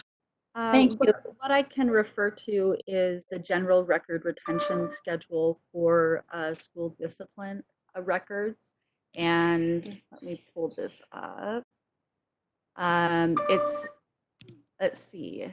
There's also a code referenced here with 53E-9-3061A. It alludes to the categorization of disciplinary records that includes the following levels of maintenance: 1 year and 3 years. And so schools are asked to categorize certain disciplinary incidents into that. It's also incorporated into R277487-4. But with the general retention schedule for education, you will see that the records for discipline and incidents should be held on until the incident is resolved and then destroyed. And so an incident being resolved is a local decision on that. Let me try to find that general record retention schedule code. Whitney, never mind on that. I feel like I want to get this right, and I'm concerned that lots of us, including myself, may be weighing in on what are legal issues. Patty Norman just informs us, assistant superintendent Patty Norman, that the appropriate terminology is incident record. I would like to get this right and do this right. There's a lot at stake for both the student whose records are being transferred and also the schools that are receiving those students with or without enough information. So I would like to make a substitute motion, I think is the right thing to do, and move that this rule be continued as currently written and returned not as currently written, as proposed minus the change on line 38 and brought back to the board for the next board meeting, so that we take care of the health plan issues, which we all seem to agree on. There's no legal controversy about that, but we discuss further the issue of discipline record. Is that, I know that motion will have to be repeated, but is that? Your feed froze for like half of your motion on my screen. Does everybody else have that problem? Okay, sorry. Kathy, did you get the motion? I am leaning into the space of my iPad. So my motion is to continue this rule, which apparently has to be continued, and include in that all of the language on lines 40, the changed language from 40 on down, but not change the language, leave the language as it was on line 38 and 39 for further discussion. Carol, this is Michelle Buse. Yes. And I actually found the statute that says it has to be recorded in their permanent transcript. Okay. And If they were expelled. Is that what you are looking for? that's the legal authority I'm looking for. All the rest Okay. The language says each school district or charter school shall maintain a record of all suspended or expelled students, and a notation of the recorded suspension or expulsion shall be attached to the individual student's cumulative folder. So that is specific to suspensions and expulsions. It doesn't say anything about disciplinary records. Is that right? No, it's under students suspended or expelled. And it's 53G8-208. So I hope that's what you were looking for. Well, yes, 53. That's as close as I could find. What's the last 53G-3- 208. Sorry to interrupt. I was just barely able to find it. Not at all. Thank you very much. Okay. Oh, great. Oh, did I lose all of you? No, I can hear you, Carol. I'm sorry, I just changed my screen. So I guess my, I don't know, committee, do you have a choice or a strong feeling about what you want to do?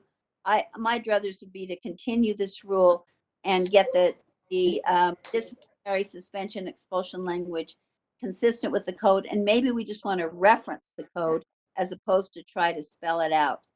Do other committee members have strong feelings? I am seeing hands from, no, I'm not seeing any hands. Other committee members?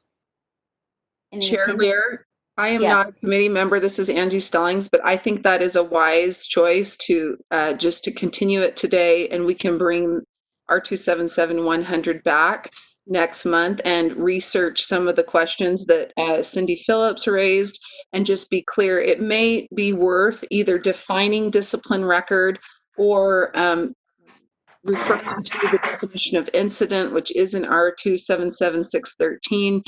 So I think we could work on this a little more and make this quicker for the committee next time.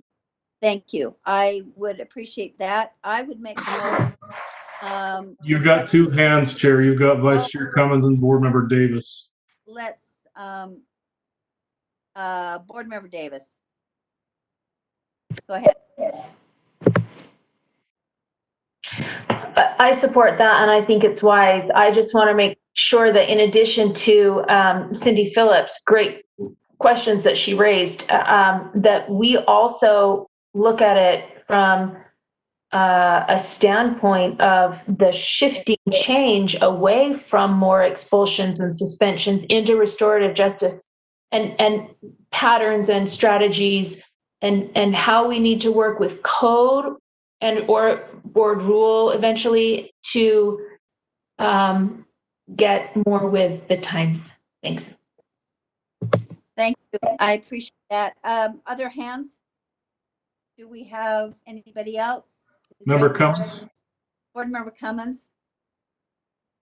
I agree in continuing it. I would just like to just make sure that we continue it as is and not try and pick out certain modifications, just continue and then bring it all back. I agree. I overcomplicated. So would you like to make that motion, Brittany? Sure. I move that we continue R277, sorry, 100 on first reading and forward to the board for continuation on second and final reading. Thank you. The motion is that the committee approve R277-100 for continuation and recommend it to the board for approval for continuation on second reading. Any discussion to that motion? See no hands. So we'll take a vote. You do have a hand from Board Member Davis still. I don't know if she. Davis, did you still have another question, a further question? No. Left over. Okay. We'll take a vote on that. The chair votes, or no, I'll start with Board Member Davis. Aye. Vice Chair Cummins. Aye. Member Thorpe. Aye. Member Haynes. Aye. Chair votes aye. It's unanimous. Thank you. Thank you. Thank you. That was a good discussion, but I think ended up in the right place. Thank you. Moving on to the next item on the agenda is an action item on R277-418, which is a repeat and proposed repeal. Do you want to explain or speak to that, Ben? Yeah, thank you, Chair. So R277-418 is another rule that's up for its 5-year review. In reviewing the different components of this, staff feels that this rule is now covered in other rules, specifically R277-113, and I believe the 700 as well. So staff doesn't feel that this is necessary anymore, recommends it be repealed. Any questions on R277-418? I see no hands. Somebody like to make a motion. I'll make the motion. This is Board Member Thorpe. Thank you. That the committee repeal R277-418 on first reading and recommend the board repeal the rule on second and final reading. Thank you. The motion is that the committee recommend the repeal of R277-418 on first reading and recommend that the board, I guess we would repeal, not recommend, repeal 277-418 on first reading and recommend the board repeal the rule on second and final reading. We'll vote on that. Any discussion to that first? We'll vote on that then. Member Thorpe. Aye. Member Haynes. Aye. Member Davis. Aye. And Vice Chair Cummins. Aye. Thank you for that. We'll move to the next item, which is R277, item number 5, R277-488. And Ben, is that your discussion? Thank you, Chair. So this is the dual language immersion program rule. Primarily some technical changes to the application process that have been incorporated into the rule, as well as a deadline change for some reports that are submitted to staff with regards to this program. Carl Bowman hopefully is on the line, can answer any questions you may have about the rule.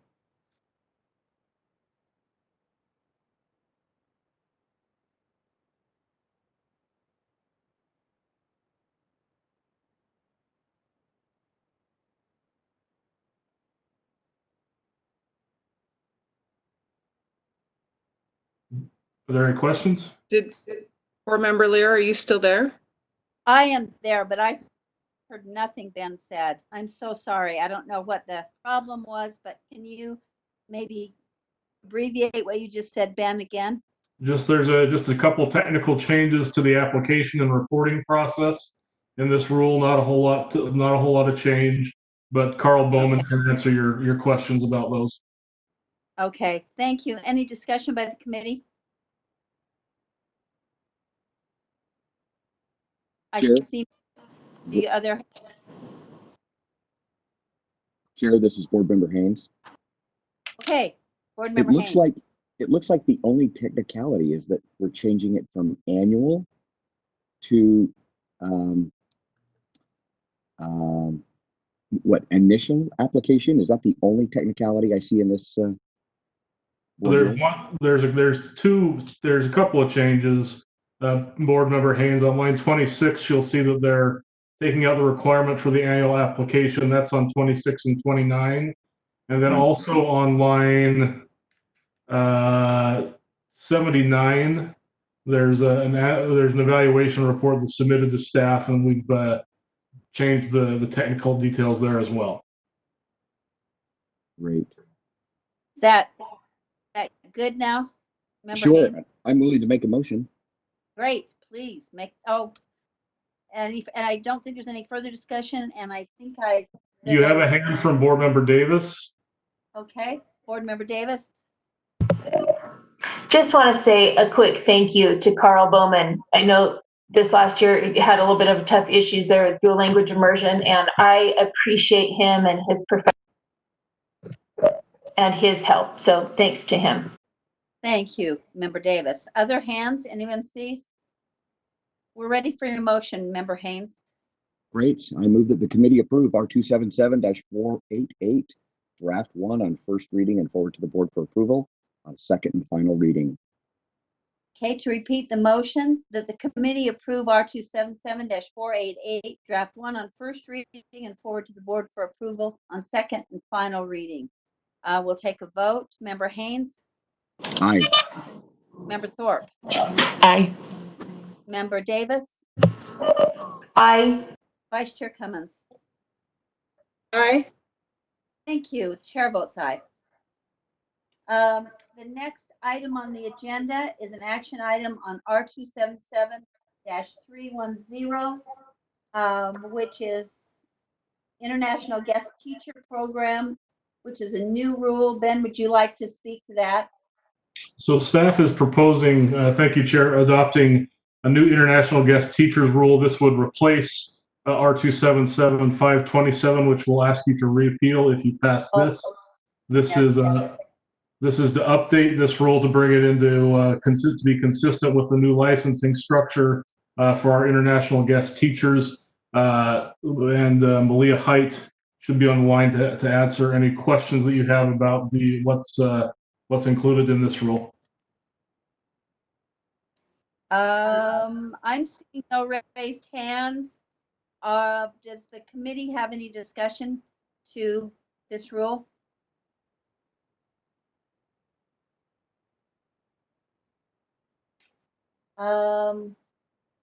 Okay, don't see any. I'm ready to entertain a motion.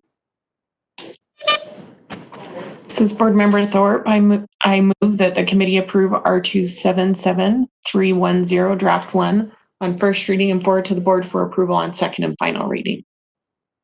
Thank you. To repeat the motion, it was that the committee approve R277-310, draft 1 on first reading and forward to the board for approval on second and final reading. Any discussion to that motion? I see no hands, so we'll vote. Member Thorpe? Aye. Member Davis? Aye. Member Haynes? Aye. And Member Vice Chair Cummins? Aye. Votes aye. So it was unanimous. Thank you very much. The next item then is a proposed repeal of the existing rule, which would be item number 7, R277-527. And I think we've had the explanation we need that this rule now is no longer necessary. So any discussion to that item? Is there a motion? I'll make the motion. This is Board Member Haynes. Board Member Haynes? I move that the committee repeal R277-527 on first reading and recommend the board repeal the rule on second and final reading. Thank you. To repeat the motion, committee repeal R277-527 on first reading and recommend the board to repeal the rule on second and final reading. Any discussion to that motion? That sounded like maybe discussion. I see no hand. So we'll take a vote. Member Haynes?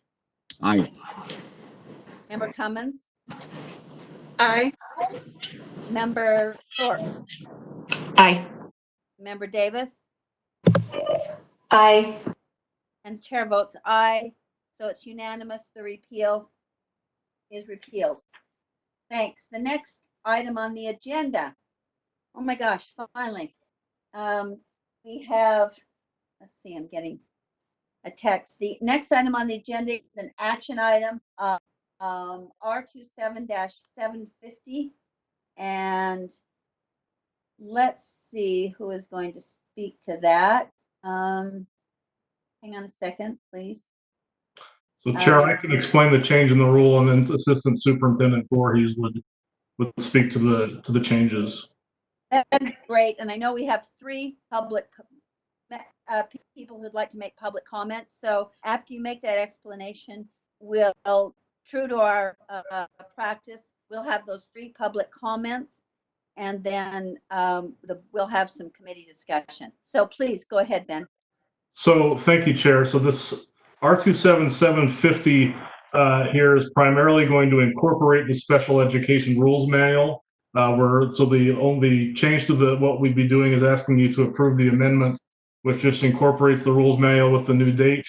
And then Assistant Superintendent Voorhees can talk to you about what they've done with the rules manual. They've made extensive changes there, which would be incorporated by reference into the rule with the passage of the rule. Thank you. With that, I think, Leah, would you like to make your comments, or have your discussion or your explanation before the public comments or after? Chair, I'm willing to do either. If you'd like me to give quick context to the updates first, I'm happy to do that. But if you want to have the public comment first, I'm happy with that as well. Okay, let's hear from Associate Superintendent Voorhees, and then we'll go to the public comment. Go ahead, Leah. Thank you, Chair. Leah Voorhees, Assistant Superintendent of Student Support, which includes being the State Director of Special Education. Thank you for the opportunity to bring some proposed updates to the Special Education Rules Manual before the committee.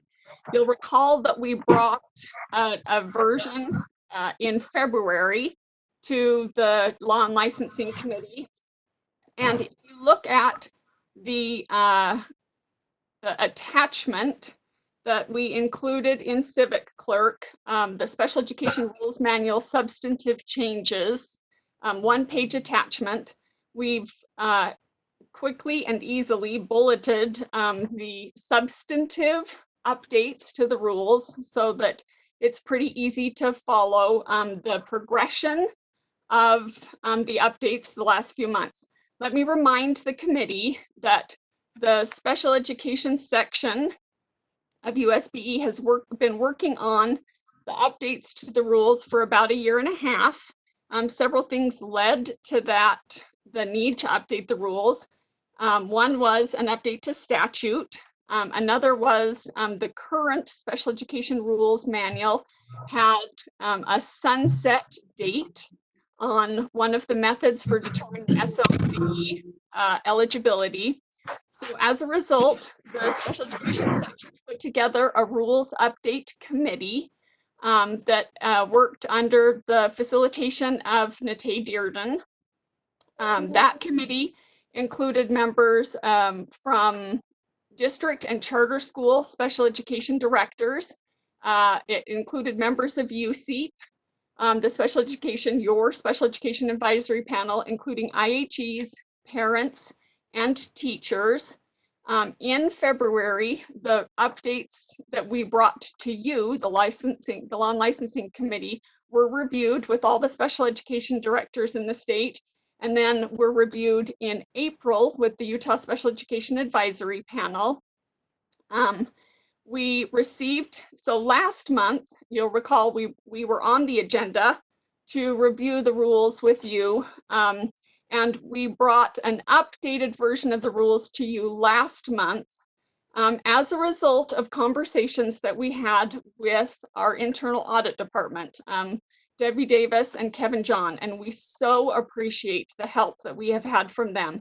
My team, Natay Dearden, Laura Lee Gillespie, Neil Stevens, Cole Shakespeare, and Jordan DeHaan have been working on these rules for months and months, as I stated, and Debbie and Kevin have been helping us really clarify section X, the fiscal section, as a result of work that they've done, working with LEAs, with the state auditor's office. And so the version that was uploaded to Civic Clerk in May was updated specifically as a result of 3 questions that internal audit brought to us after we presented to you in February. So you can see those 3 bullet points that Ben has on the screen for the May version. So we, with the help of Kevin and Debbie, tried to address those 3 questions that they brought to us. And then you can see the 6 bullet points in the latest update that's in Civic Clerk that you're reviewing today. Those bullet points were brought to us as a result of further conversations that we had with Kevin and Debbie, which we so appreciate. They have spent so much time helping us really clarify what we're saying so that it's accessible and understandable and implementable. And then also as a result of stakeholder feedback that we received right before the committee meeting in May from several charter schools. And you all as a result of further conversations that we had with Kevin and Debbie, which we so appreciate. They have spent so much time helping us really I'm not sure what's happening saying so that it's Someone watching on YouTube with their mic on. And then Erin, also, could you please mute? Everybody mute. Might have been, okay. I think we're okay now. okay, sorry, thank you. So as a result of that feedback that we received, we have added to Civic Clerk 2 possible alternative language versions for section XU and for section XV. So the feedback we received from a few charter schools after before the May meeting, which we didn't have an opportunity to discuss because you ran out of time, were related to the time and effort section of the rules and related to the incidental benefit or permissive use of funds section. So we did, with the help of Debbie and Kevin, we did provide some possible alternative language. One other thing that I would like to share is you can see in Civic Clerk that there's a May 21st version and then a June 4th version. And that's because there are no substantive differences between the two. We really appreciate Chair Lear, who did a very close reading of the rules and found some typos. I'm using the word district instead of LEA and some odd convention syntax. We updated those in the June 4th version. They're all in red, but there's no substantive changes. It's just typos between the May 21st and the June 4th. So, Chair, that is some context for where we are today. I'm sure, thank you very much, Superintendent, Associate Superintendent. I'm sure we'll have questions for you, but I'm thinking that first we should hear the public comment, so then the committee can have its discussion. So I have 3 people who have asked to make public comment, and I really appreciate this because I know it's awkward and it's not what we're used to. So their effort to make a public comment is very much appreciated. So we'll go in this order with public comment. First, from who most recently requested to, who made the longest to go request. We'll first have Amy Trombetti, then we'll have Cindy Phillips, and then we'll have Aaron Preston. So if you'll just go ahead in that order. Hi, this is Amy Trombetti. Can you all hear me? Yes, I can. Thanks. Hi, Emmy. Welcome. Okay. Hi. So thank you. This is not my comfort zone, but I feel like this is important. um, my biggest concern, and I did get feedback from several charter schools and some small districts in the Outback area.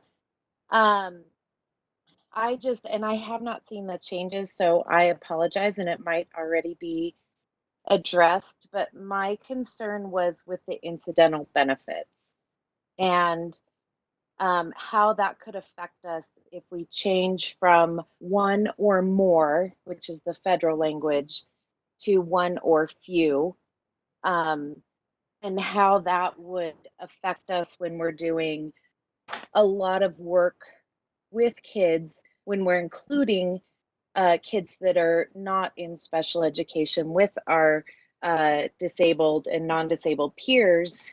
And if that definition, one or few, is basically defined as 3, I think, is few. And so that would really limit us when we're doing things such as social skills and we're supporting kids out on the playground and we're trying to get them to integrate, or when we're doing lunchtime. Sometimes lunchtime we have kids invite friends because we're working on skills. You know, that's really where my concern lies, is how we would be affected in being able to do least restrictive environment, co-teaching, all of those items. So if that has been changed, then I would love to hear that, or that's my comment. I feel like we will really be restricted in how we support our kids. Thank you. Thank you. I would like all the comments, but we have more of a discussion. But everybody mute their mic. Mute and double mute. Cole Shakespeare, could you mute, please? Thanks. I do have a clarifying question for Amy Trombetti, that I didn't understand. Amy, are you still there? I am, yes. And I just had said nobody can make comments, but I just want to make sure I understood her correctly. You're saying that one or few, that is the federal language, or is that the proposed language, opposed to one or more? Correct. One or a few is the proposed language, Okay. and one or more is the federal language. Okay, so you do like the federal language on that? Is that what you're saying? Yes. Okay. Yes, I do like the federal language. And just one more item. I do, though, however, understand that it may need parameters around it and maybe some language so it's not so wide open. But Okay. I would rather see the language or examples or something written to define that one or more a little bit for the intent, rather than go to a more restrictive one or a few. Thank you. Next, and does anybody else have clarifying questions? I wasn't trying to be officious. I was. Okay. The next speaker, Cindy Phillips.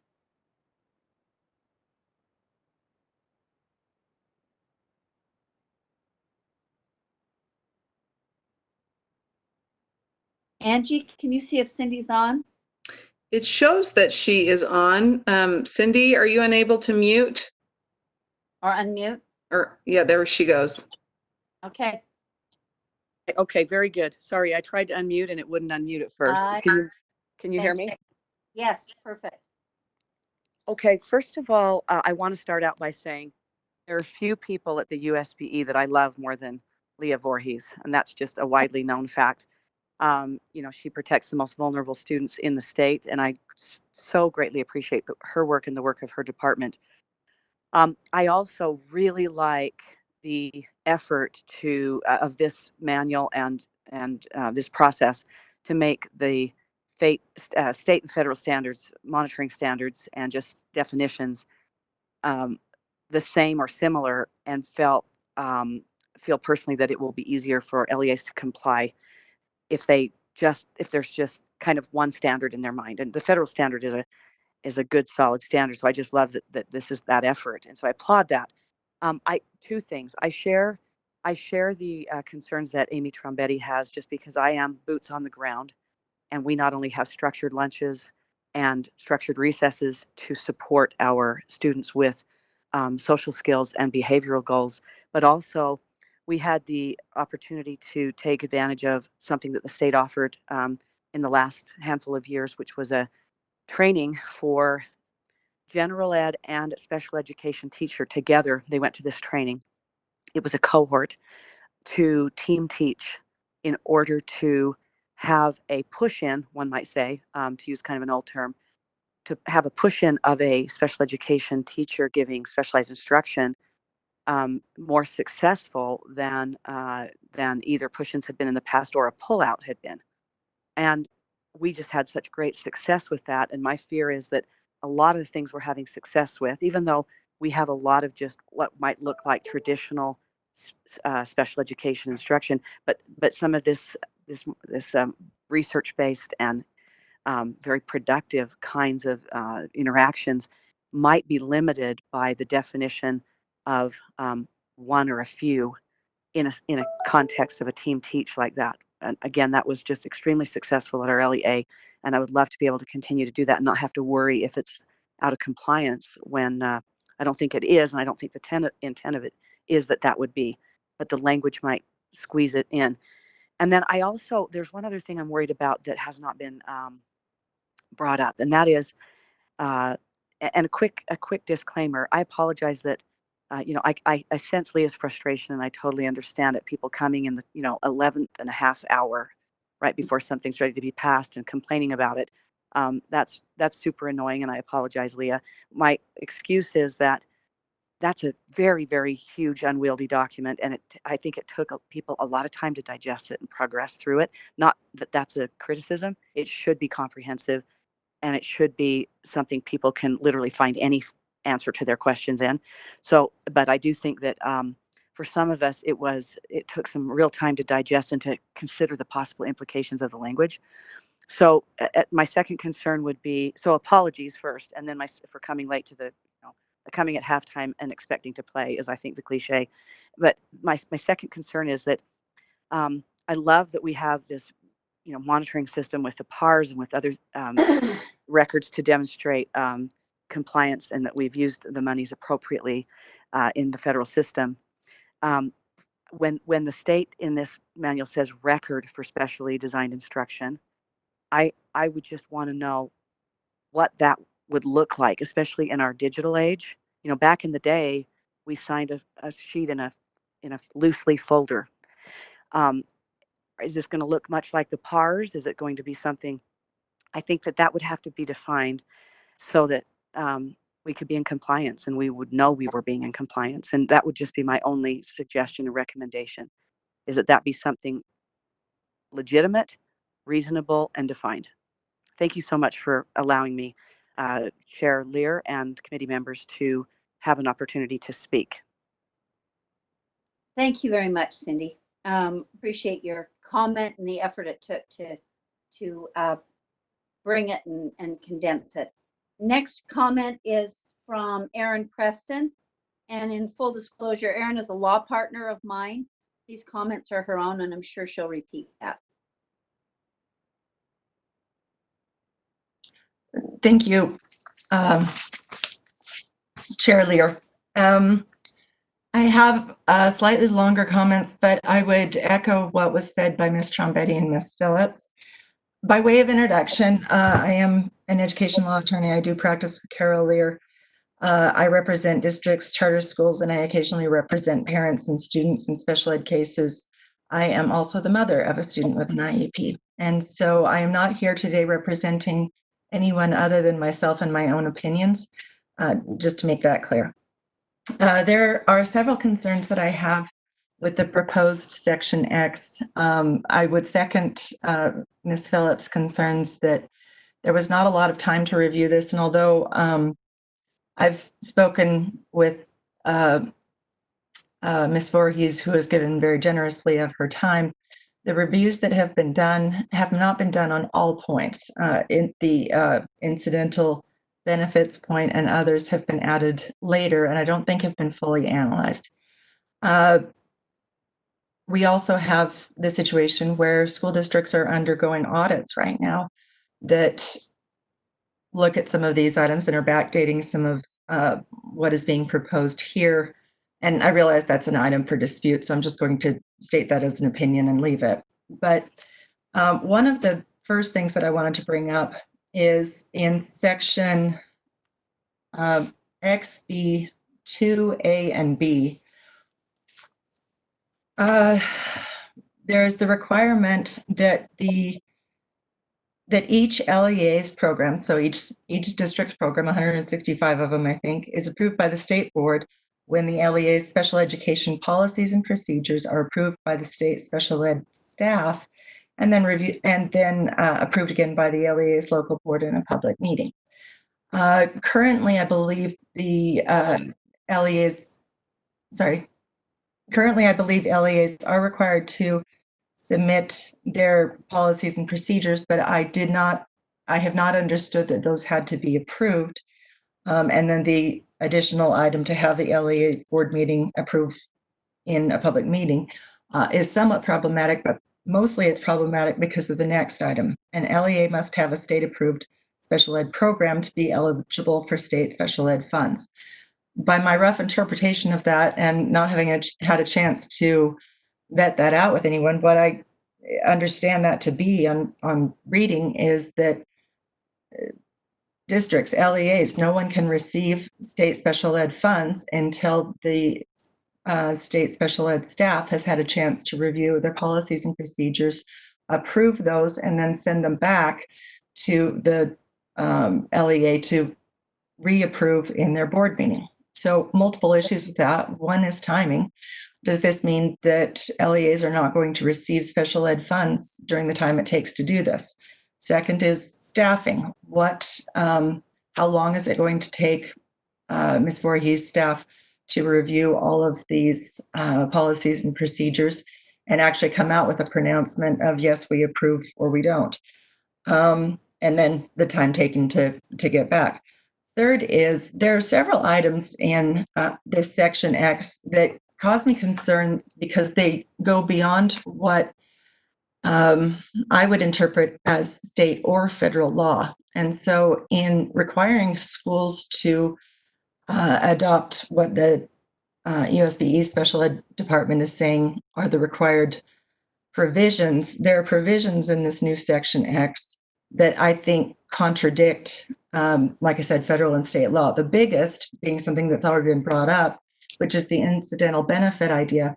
I put that in the category of schools' requirements to provide a least restrictive environment. When I'm speaking to someone who has no idea what special ed is about these days, especially somebody from my generation, they frequently think in terms of, oh, that's when they sent all the kids out to the portable and they didn't come back and whatever.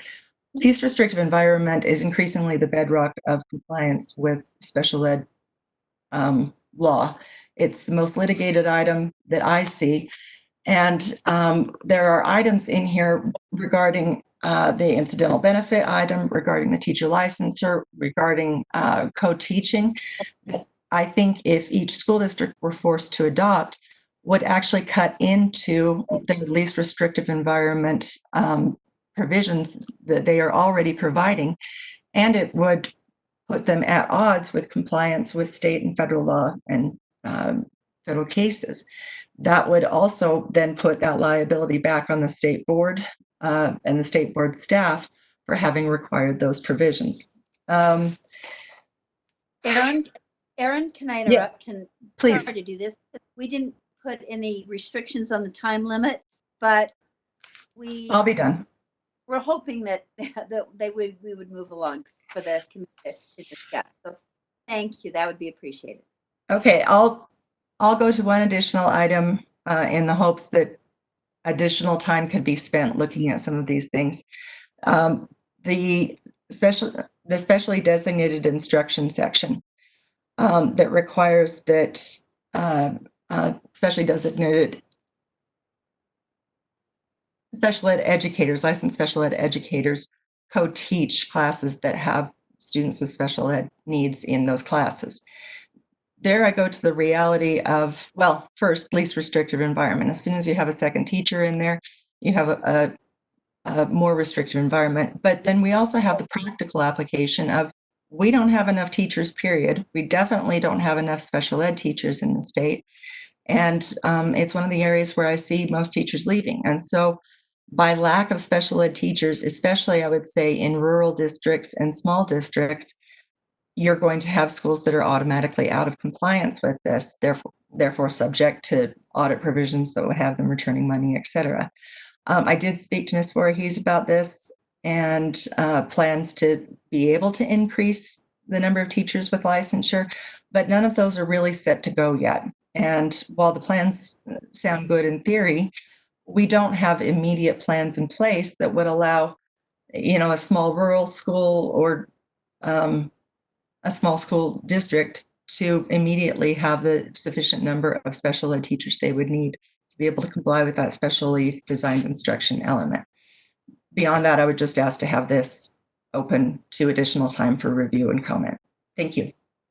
Thank you for your comment, and I appreciate you moving along just because the committee has many questions. So with that, thank you very much for the public comments from everyone. And I would like to, I think the next thing we would do is either ask Assistant Superintendent Voorhees if she's got more explanation or would like to respond to some of these concerns, or if the committee would like to ask questions of Associate Superintendent. Which, does the committee have a preference? Leah, do you have a preference? I can quickly respond to Ms. Preston's concern about the policy and procedure manual, because that's Please, okay, thank you, Chair. Having a policy and procedure manual is actually required in the has been required in your rules since 2006. So that is not new. That's been required forever. We have a process that it's sent in, we review it, and then it's approved by the local board. We give LEAs when this manual, so your rule is approved, we give LEAs a year to be able to update in their policy and procedure manual, just like we give them a year to correct findings of noncompliance, and that comes from the Office of Special Education Programs 0902 memo. And so we use federal guidance to determine once a new rule is implemented, the length of time that LEAs have to implement that rule before we start withholding funds, which we have never done. But we would make a finding of noncompliance, and have in 2 cases that I can think of in the last 15 years. Make a finding of noncompliance if the policy and procedure manual has not been updated within the year that LEAs are given for all corrections. So that process is well established and has been the process that we've used for 14 years now, or almost 15 years. Okay. Anything else you'd like to respond to enlighten the committee? I would respond to the concerns about co-teaching and incidental benefit. So the alternate language for section X V specifically speaks to co-teaching, and that that co-teaching would be allowable It also speaks to providing inclusive classrooms in preschool, articulates that it would be allowable.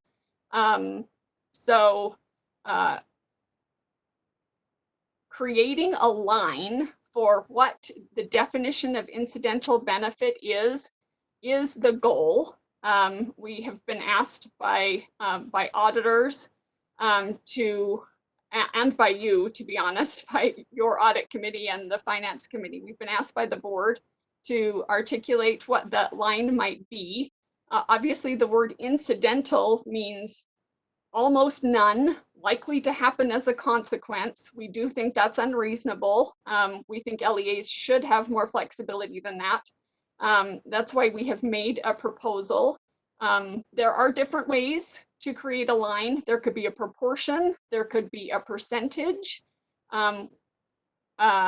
The proposal that we've made is a little less strict than providing like a 10% or a 1 in 5 or a kind of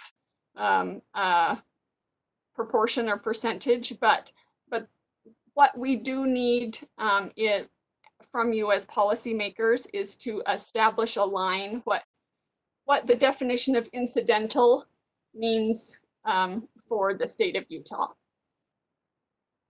Okay, that's so helpful. Those responses are very helpful. Questions, concerns from committee members? Any of those things? I'm looking for hands.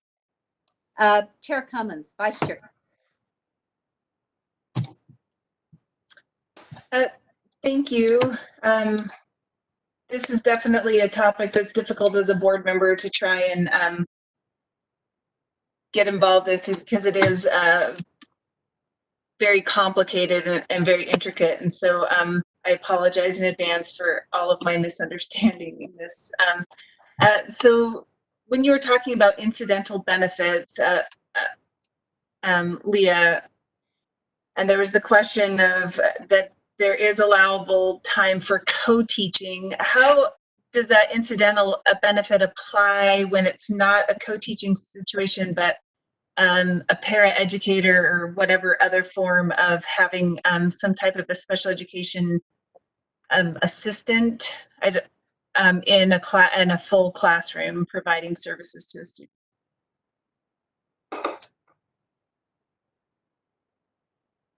So I guess my question is if you have a paraeducator in a classroom providing services for a student with an IEP, trying to get them integrated into a classroom, what is that when we define it by one or a few? Does that mean that paraeducator could only have contact with 3 students while in that classroom, et cetera? And so I guess it's just, how do we define that, and how would a school be required to keep track of that?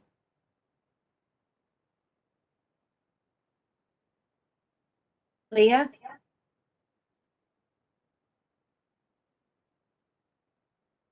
Sorry, can you hear me now? Yes. Yeah, it's odd that you have to push it several times, but anyway. I know. Okay, I have to watch for the color to go away first before talking. Be a little. Thank you. And thank you for the question. So I think it's important in thinking about incidental benefit to connect exactly what you were just asking, Vice Chair Cummins, about the recording. So you have a student with a disability in a general education classroom, and a paraprofessional is providing specially designed instruction to that student with a disability and the paraprofessional can provide it if the paraprofessional is properly trained and supervised by a credentialed special education provider.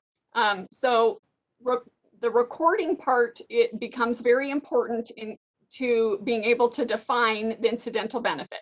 Because first of all, the LEA needs to be able to document that the paraprofessional can provide specially designed instruction, because the paraprofessional has been trained and supervised to do that, first of all.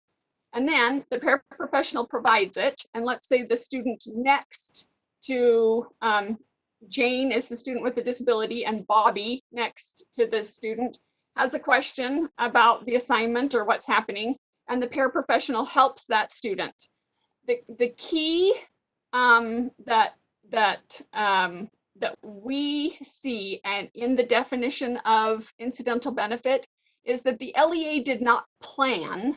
It was not intentional that the LEA placed the paraprofessional in that room to help Bobby. Bobby happened to be sitting next to Jane and happened to need help, and the paraprofessional was assigned to be helping Jane, and the paraprofessional could help Bobby, and so the paraprofessional was able to help Bobby as well. We see that as incidental because it wasn't planned. It wasn't intentional. It was, to use the definition of incidental, happen as a consequence. So it accompanies but is not a major part of what it is that the paraprofessional is doing to help Jane. Then, also to the recording point, the paraprofessional can keep track, and this it also helps speak to one of the questions that Director Phillips brought up. Track the fact that if Bobby is, or Jane, excuse me, is supposed to receive 30 minutes of reading instruction, that the paraprofessional is in the room and providing at least 30 minutes of reading instruction to Jane. And there's notes somewhere, which we would provide templates for. They don't, LEAs would not have to use our templates. We already have provided templates. Many LEAs already have templates. Teachers keep books of the services that are provided and whether or not the student is responding to those services. That would be another record that the paraprofessional was providing the services for which the paraprofessional is being paid with special education dollars. And Bobby just received incidental benefit. Bobby received help because the paraprofessional was there. However, the difference would be that if Jane is in the class with 25 other students and the paraprofessional is spending time with Bobby and Jim and John and Jenny and all the other students in the class, that no longer becomes incidental. That looks like a general ed professional, a general ed paraprofessional who is providing services to the class, not just to Jane. So in order to use special ed dollars to pay for the paraprofessional, the lion's share, the vast majority, whatever line it is that we establish for the definition that you establish for the definition of incidental, would articulate for LEAs that paraprofessional can be paid with special education dollars. Does that help? Yeah, can I ask a follow-up, Chair? Please, yes. Okay. So I was able to visit a school in the DC area a few years ago, and they had, I think 3 or 4 adults in an early classroom. It was kindergarten or first grade, I don't recall. And one of the ways they explained to me, and like I said, very novice understanding on my part, so this is just my impression. So one of the things that they explained was that they were able to use a special education situation where they were able to create small groups in their classroom. And one of those was a special education paraprofessional that was giving instruction that was on one of the IEPs. So it was developed for that student, but then they were able to add a few students to that group that they felt would benefit from similar instruction that that student was receiving. And they were able to divide the class into really small groups. And so that's, I guess that's my question is, are we saying that's not allowable? Is that under federal law? Or are we saying we're also going to say that's not allowable under our state options? So, Leah, would you like to respond? Yes, thank you, Chair. So that is the question on the table. So if the small group had one student with a disability and 3 or 4 students who did not have disabilities, and the LEA had set that up specifically to provide instruction to all of those students, that would be unallowable if the paraprofessional was paid with special education dollars. Because that does not look like incidental benefit. That looks like the special education student is receiving the incidental benefit from the general education system. And the issue with the restricted funds is the LEAs cannot pay for their general education program with their special education funds. Because state special education funds by statute say direct cost for special education services. So if it was the reverse, if the 3 or 4 students with disabilities were being provided specially designed instruction, and Bobby, who does not have a disability, also had an issue with that particular concept, was really struggling with that particular concept, and the teacher or paraprofessional who was trained and supervised by a credentialed teacher was providing instruction, and Bobby was included in that instruction, we would see that as incidental. But the reverse of the one special education student and the 3 or 4 or however many general education students, that's general education, not special education, which could be provided if paid for with general education dollars. Brittany? Thank you for that clarification. I guess my question is it feels like my understanding is my general understanding of a least restrictive environment is we're trying to provide as close to a general education environment for students as possible and still meet their needs, to provide accommodations so that they have access to that general education environment. And my question is does this philosophy of restricting it so tightly, are we actually disincentivizing LEAs and schools from actually looking for those opportunities to have a truly least restrictive environment? Chair, may I respond? Please, yes. So that's a fantastic question. It's a really important question. And one thing we need to remember is that every student with a disability has a place in general education first. Every student with a disability receives a general education WPU. They have a seat in the class. General education is already responsible to provide core instruction to those students. So they're all there. A class of 30 kids includes, according to our state percentage, 13% students with disabilities, already paid for. What special education dollars should pay for is supplemental, in addition, not in place of, in addition to instruction. So you are absolutely correct. We want students with disabilities to spend as much time as possible with their general education peers, and not just because of that's what the law says, but because that's what the research says. Students with disabilities who can receive their services and supports in a general education classroom make better progress, and general education students do as well.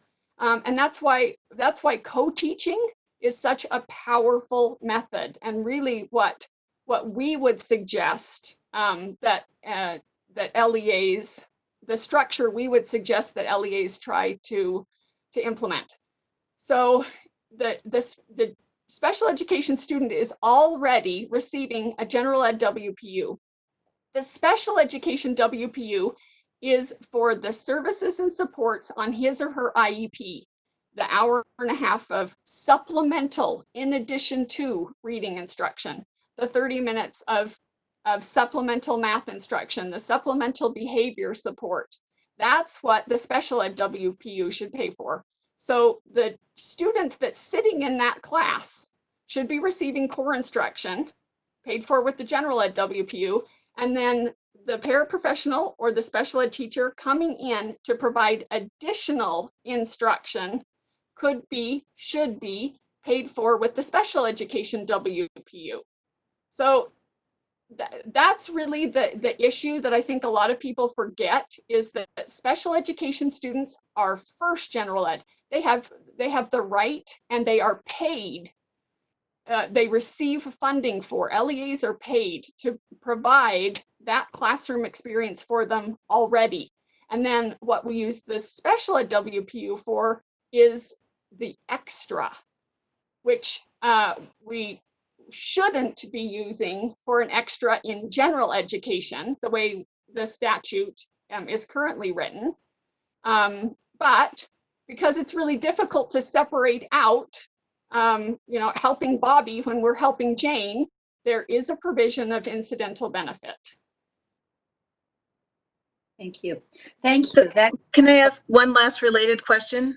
Sorry, yes, Chair. yeah. Okay.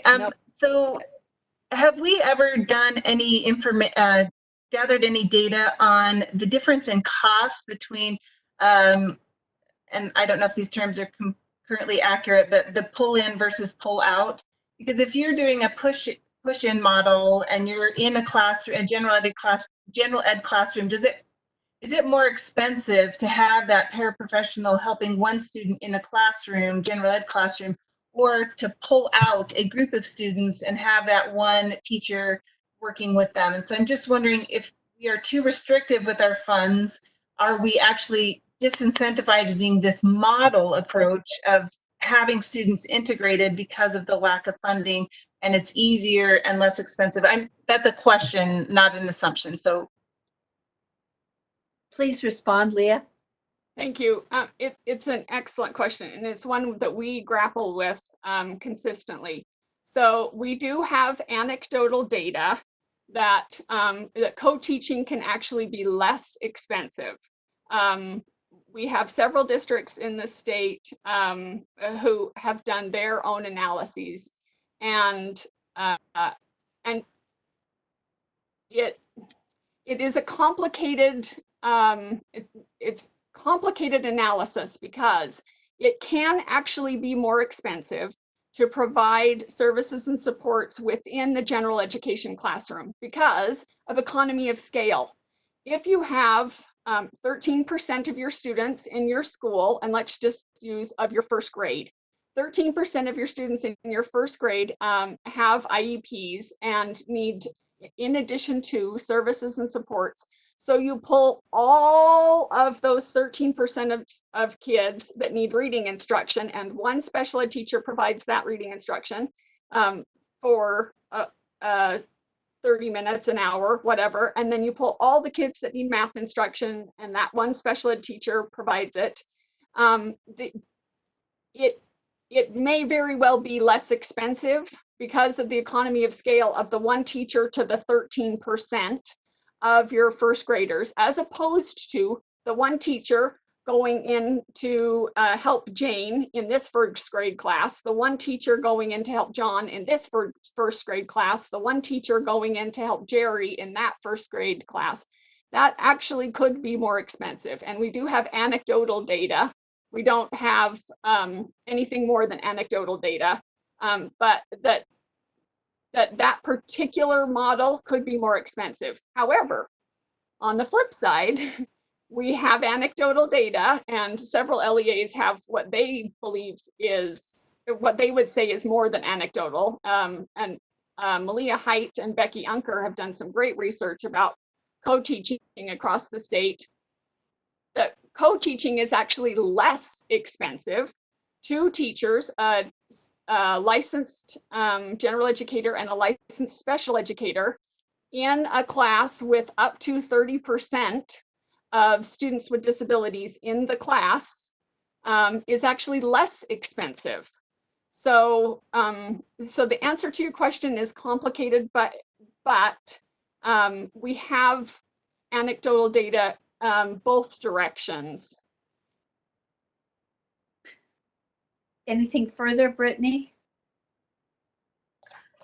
I guess is my last question is just more philosophical. Is if I recognize the importance of the federal regulations the way they are, and the importance of trying to bring similarity between state and federal as much as possible for clarity. However, I'm wondering, what is the harm in allowing some room for different expenditures at the state level in order to really look at the most cost-effective, least restrictive environment? I'm going to throw out terms that I don't know how to use, but all of those different ways that we can provide the best education possible for students with an IEP if we don't have to. And so is there a way to create a more cost-effective service for a student on an IEP with the least restrictive environment in mind and the greatest service without unnecessarily restricting those funds that we don't have to restrict in the same way that the federal government does? Leah? So I want you as a committee to know, I want LEAs to know, I think they've heard me say this, I hope you all understand that we have two important purposes to accomplish. One is we need to define incidental benefit. It needs to be clear for LEAs, it needs to be clear for monitors, it needs to be clear for auditors. At the same time, we completely agree that the whole goal of special education, the reason that this funding exists, is to improve outcomes for students with disabilities. So we want to encourage, we want to support, we want to ensure that the evidence-based, the research-based, the best possible practice happens in our classrooms. And so we fully support having language that is clear, that is measurable and observable, but to your point, Vice Chair Cummins, that supports providing evidence-based, research-based, good, best practice for students with disabilities. Fully support that. And that's where we want to get. So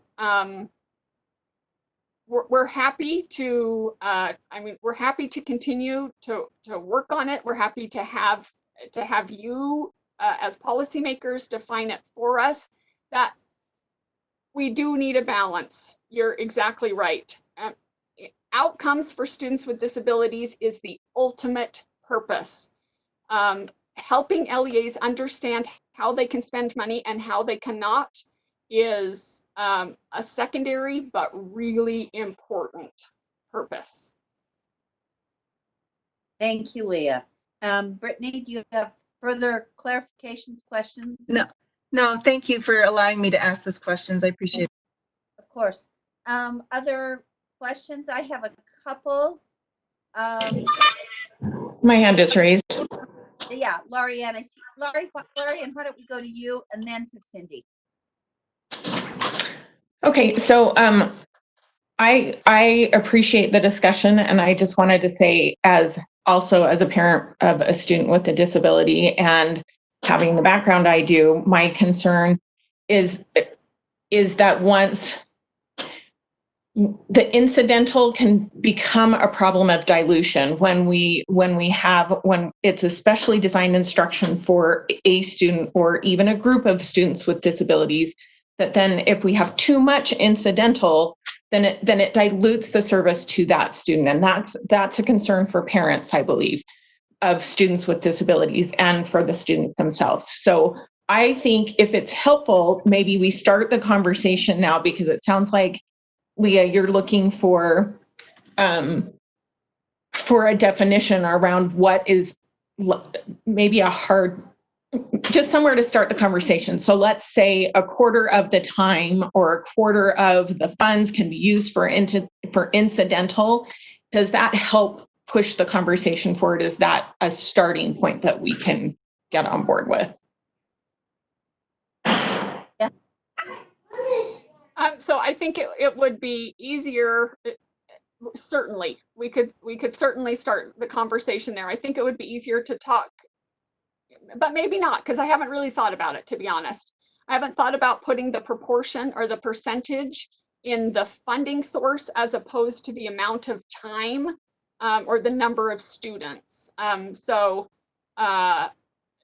Like for instance, our co-teaching example, 30% in our classrooms where we have fantastic co-teaching outcomes, up to 30% of the students in the room have disabilities, where only 13% of the state has disabilities. So it's twice the number of students, and that is working. So the way the federal guidance has conceptualized incidental is the number of students, the amount of time that is being provided by the individual who's paid with special education funds, as opposed to the percentage of the funds that are used for incidental benefit. So I haven't really thought that through, but it's certainly a possibility. I think from the research base that we have here in the state of Utah, the line, the place at which, if we wanted to start a conversation that was different than the proposed rules, the line that I would probably propose to start at would be at that 30%, because we have data about co-teaching working. But I mean, we're certainly open to having a conversation about changing the thought process from the amount of time or the number of students to the amount of funding. That's a thought. Ari, So I just wanted to, so that was my misunderstanding. I was thinking it was percentage of funding, but it makes much more sense that it's a percentage of time and or students. So I'm fine moving forward with that. Okay, Cindy, next, comments?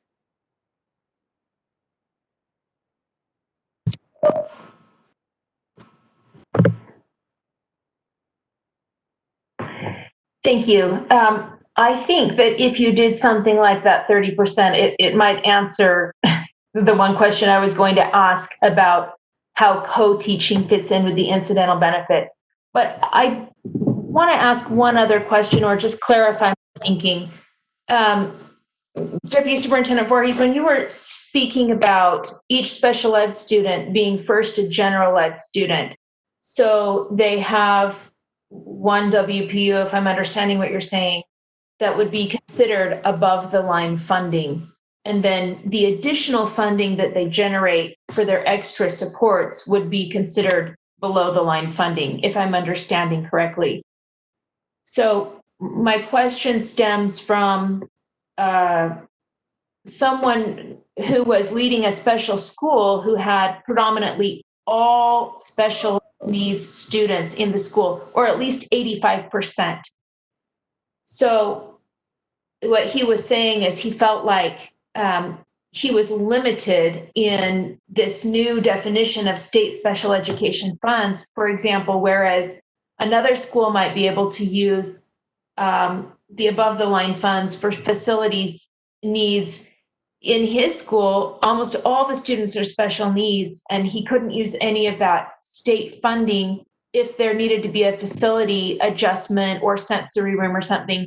That he felt he wouldn't be able to use under this new definition of state funds for those needs. And then he would be in a pickle because he didn't have as many other above the line. But you're saying he could use that first WPU generated for all 85% of those students for anything innovative that he wanted to do that wouldn't impact these state funds definition. Am I understanding that correctly?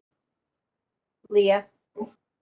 Okay, I think there are two important points. First of all, special education funding is above the line. So, but that's really, that part of the conversation is neither here nor there. Okay, the important part of the conversation is that currently in statute, special education funds cannot be used for construction, capital costs, and never have been able to. State special education funds. The statute says direct costs. It's for services to students. Federal funds can be used for that. And so, I mean, the LEA has to request from the SEA that the funds are used that way. We have a process. So the first part of that, part of the question you asked is, yes, state funds can't currently be used that way. Statute would need to be changed. Then the second part of the question related to the general ed WPU versus the special ed WPU, I think the answer, if I understood your question correctly, the answer to that question is yes. The general education WPU, it doesn't have the restrictions that the special education WPU has. So the general education WPU can do all sorts of innovative things. That's what LEAs use their general education WPU for. Let me add an important point, because we recognize that that innovation is important to special education. That USBE has for many years, currently has an additional competitive grant through the Office of Special Education Programs for $1 million a year to be able to provide LEAs with grants to implement a multi-tiered system of supports, which does not have the incidental benefit requirement. It doesn't have all of the stipulations that the rest of federal funds do, so that LEAs who want to participate, and we have more than 30 in the state who do, can participate with our support in and doing some innovative things with special education federal money. So that's just an aside. We recognize that because funds are restricted, it makes them harder to use in like innovative ways. And so one of the things we have done to mitigate that is apply for funds that are less restricted. They're still federal, they're still, you have to follow all the uniform grant guidance and EDGAR procedures. But and who knows if they'll be available once our 5-year grant is up, and if we would apply anyway. But I think if I understood your question correctly, yes, the special education WPU, the purpose is to provide the services and supports on students' IEPs. And we would hope that LEAs, as they are implementing their special education program, which means providing those services and supports, that they would do it in creative, innovative ways, like co-teaching, because there's an evidence base behind it. But the general ed WPU, all sorts of things could be done, and that's what LEAs are currently using it for. Did I understand you correctly to be able to respond helpfully? Board Member Davis. Yes. So if I'm understanding you correctly, then a school that is created predominantly for students with special needs would not be at a disadvantage from this new definition of state rules, because their first WPU, they can innovate with and do what they want to with, one per every student. The additional above that is for services provided directly to students. And that is the definition in code, services provided directly to students. It's direct, yes. Okay, thanks. Thank you. I have a couple of questions. They're unrelated. Brittany, I just saw your hand. So if you'll indulge me, and mine are unrelated, but I don't think they're too complicated. First of all, I wanted to know the urgency of this passing this rule. I know you've been working on it forever, so could have had 2 babies in this time. So that I know that the urgency is that you would like to start the implementation. But is there a federal or state urgency in completing it this month, or would you speak to that? I'm actually going to let Angie speak to that, Chair, if you're good, because the Administrative Rules Committee has asked her about the progress. Yes, thank you, Committee Chair Lear. Angie Stallings, Deputy Superintendent of Policy here. Leah's correct. So in the 2019 session, there was a codification of the special ed chapter in code. And based on that is partially why Leah and her team started working on reworking the special education manuals after the 2019 session. And we were asked by the Administrative Rules Committee in December and then again in January or February why we had not updated our 277-750 yet. We explained that it's more complicated than is easy to explain, but I have not heard from them lately. And I think what the consequences, I have been in communication with the Administrative Rules Review Committee. They understood that the board was still reviewing this. I did even have a reach out from a staff member about a week and a half ago or 2 weeks ago, and just gave them the update. So although there is an urgency in the sense that legally we were supposed to have this rule updated by December of 2019, I think they understand that this is a complicated rule and process. And so I will continue to provide them updates and let them know that we're working on it. If we don't pass it today, I think they'll understand.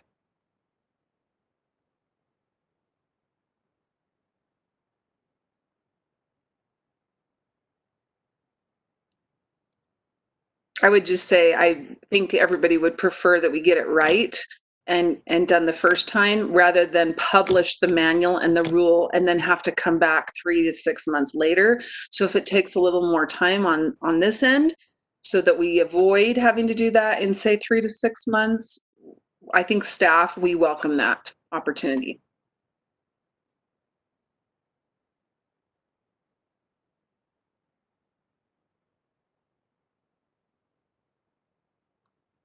And I don't know, Board Member Lear, have you been disconnected? Are you still there? It looks like something may have happened. I don't know if Cindy Davis is vice chair of the committee. Do you want to take over until Board Member Lear returns?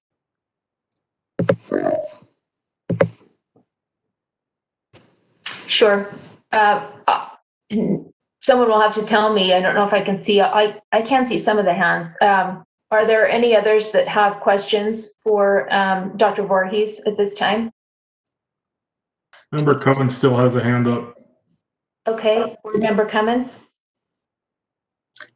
Yeah, just two questions really quick. If I could get a better understanding of how we're defining direct services. So tell me why a specific building project that is planned for a specific student wouldn't be a direct service to the student. So Board Member Cummins, I might be able to answer that. In 53E-7-201, that's our state special education definitions rule. It defines special education services as the specialized instruction and related services described in an eligible student's IEP that are necessary to provide a free, appropriate public education to the eligible student. So I will put that definition in the comment section so you can see it there.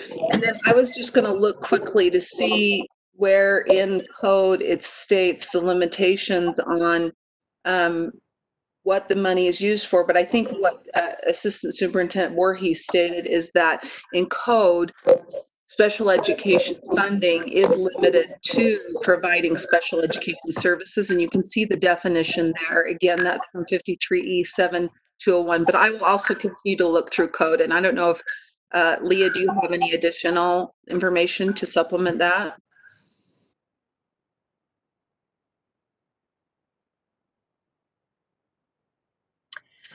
So can I share maybe a question to add to that? So for example, I guess my question is, are we assuming that services are person-to-person oriented, not that I'm providing a physical environment for a student according to their IEP?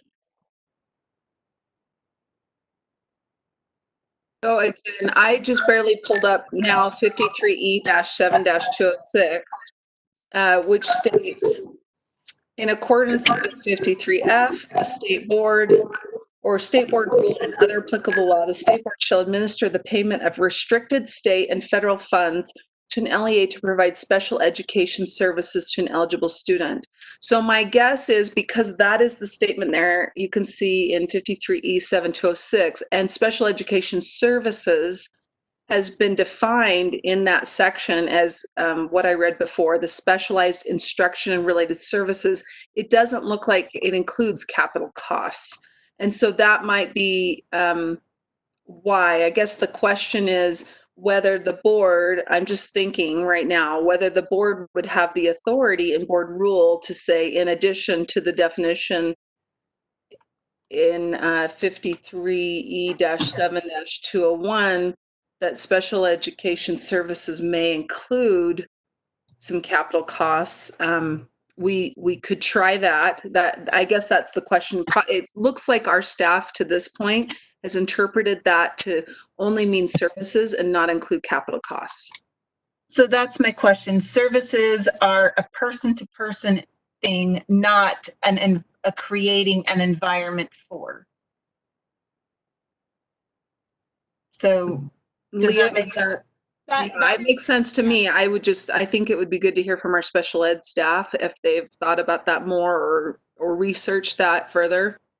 Yes, that's the interpretation that the state has, as long as, well, the 20 years that I've been administrator, that is the interpretation that we have implemented.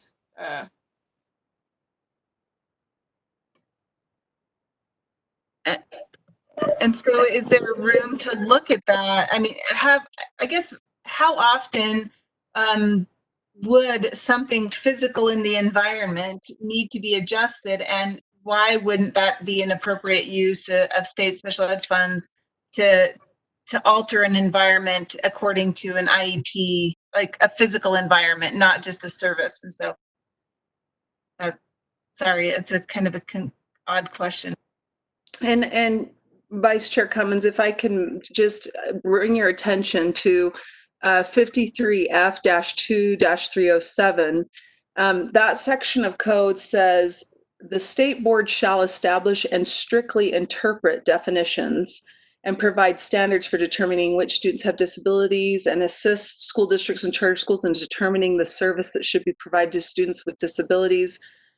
Some of this language, I'm just trying, and I apologize, I'm trying to read through this section quickly. Again, it says disability program money to school, this is subsection 2, is restricted and shall be spent for the education of students with disabilities, but may include expenditures for approved program of services conducted for certified instructional personnel. So it doesn't say anything about facilities there. So again, I'm thinking that because of the language in statute, this is why our staff have not felt like capital could be. So I guess your question is whether that should be maybe changed in code. Is that maybe your question? Yeah, so most of my question is so I appreciate this reference to the code. It's just, where do we come to that, a capital cost versus I guess it's, how do we define a service to a student? Does it have to be like a piece of software or an instructional material, or can it be, I'm providing you with this environmental change that would allow you access to instruction more easily? And so that's my question, is why did we get to that definition that services don't include their physical environment? And so if this is the way statute is, I don't think it would hurt to look at that. If there are costs associated with establishing a physical environment that is more,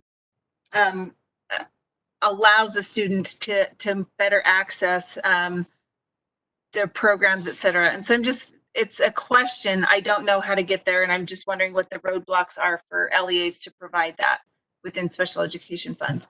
And then my second question is we received some feedback from the public. I think it was APA sent an email, and they talked about the time and effort requirements that, and I believe we talked about this when Leah first came to our committee several months ago when we were still in real person places. But she mentioned that this time and effort certification is kind of a new burden for LEAs. And I'm just curious if we can maybe have a conversation about why we feel this is a benefit, because it will draw costs from LEAs to address this additional administrative burden, especially those who are smaller LEAs. And so I'm just curious if we could speak to what is the real benefit of going this route, and if we've considered any alternate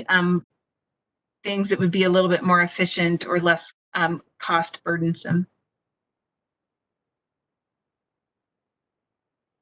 Vice Chair Davis, would you like me to respond? Yes, yes, please, thank you.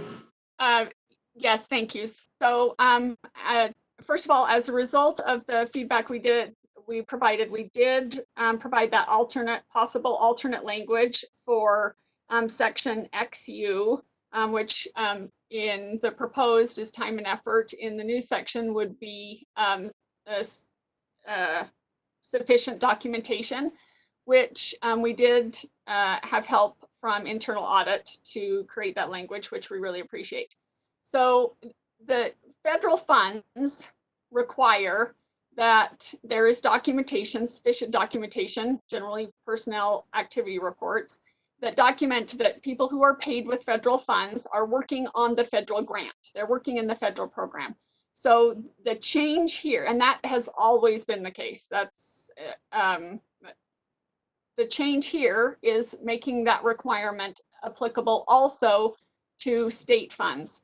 The reasoning behind that proposal is that about 90% of the non-compliance that we've found in monitoring in the last we're getting close to 2.5 years, I think, of fiscal monitoring, not just in special education, in federal programs, but in special education for this purpose, for the purpose of this discussion, has been LEAs not understanding that they can only use restricted state special education funds to provide services and supports to students with disabilities. And so requesting reimbursement to pay general educators, requesting reimbursement to pay administrators, requesting reimbursement to pay for personnel that are not providing services and supports. So by requiring LEAs to provide not just they were required already to only pay personnel who are with special education dollars who are providing special education, but it's the documentation that is the issue. That currently, because we don't have a requirement that they document that the individuals being paid with state special education funds are stating how much of their time, the percentage of their time that they are providing those services, working on activities related to state special education funds. When we monitor them, they can't show, they can't prove, they can't provide evidence that those individuals are only providing special education services.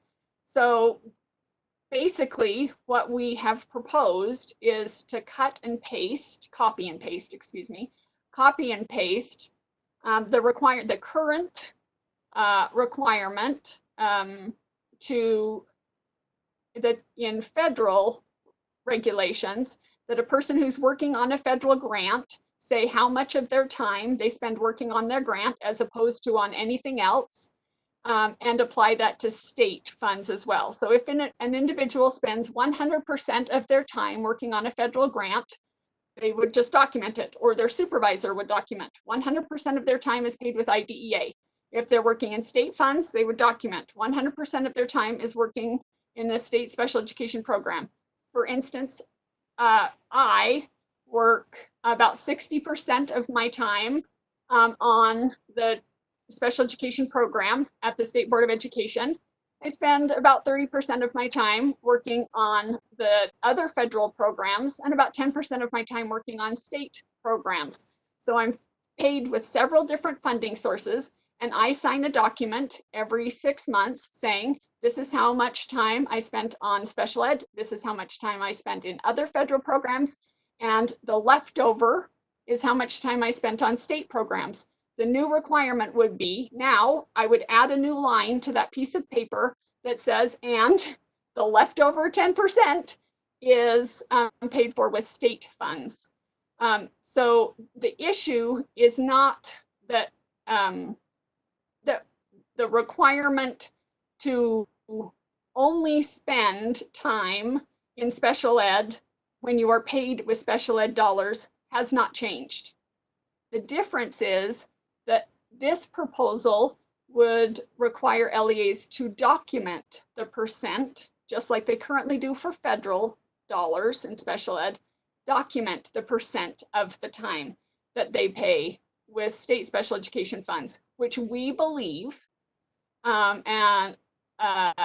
will reduce, if not eliminate, the non-compliance, the monitoring errors that we find when LEAs are paying for individuals who are providing general education services with special education dollars.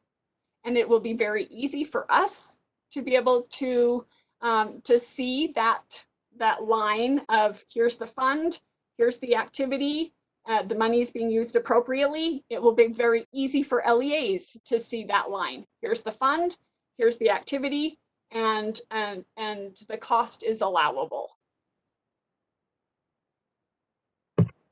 Thank you for clarifying that. Just to let everybody know, we don't get kicked off of the WebEx at 11:30, but we will have a hard stop at 11:45. So we will also likely not be addressing R277-492 today if the committee would like to use the rest of its time asking questions while we have Dr. Voorhees here to make sure that they really understand this particular area, and we'll entertain motions if anyone wants to make a motion as well. Vice Chair Davis, can I add one thing to a previous question? Please. Before we lost Chair Lear, she asked Angie about the urgency. And I want to reinforce what Deputy Superintendent Stallings said. We want it to be right. It would be much easier for us, much easier for LEAs, especially to the point I made earlier about once these rules are approved, LEAs will have a year to update their policy and procedure manual before we issue findings of non-compliance. And so it will be easier for everyone if we get it right before we require LEAs to update their policy and procedure manual. So as long as Deputy Superintendent Stallings is willing to hold the Administrative Rules Committee off, we are willing to continue to work on these rules to get them right before you approve them. So I just wanted to reinforce what Angie said. Great, thank you. Angie, do you see any other hands? I have a couple of questions if there are not any. I don't actually. I think no hands. Okay, Dr. Voorhees, I have a couple of questions for you. One is, can you tell us the arguments for time and effort type of documentation language versus sufficient documentation language from your perspective?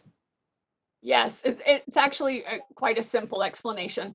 So time and effort, those words, time and effort, were the words used in previous federal requirements. In, I believe it was 2016, and Auditor Davis could correct me if I'm wrong, but I believe in 2016, the uniform grant guidance was updated, and those particular words are no longer used. But the requirement to provide sufficient documentation is still required. And so the use of the words is a prompt to LEAs to understand that this is what we're talking about, because they've been doing it for more than a decade, a couple decades. The words are not the important part. The sufficient documentation is the important part.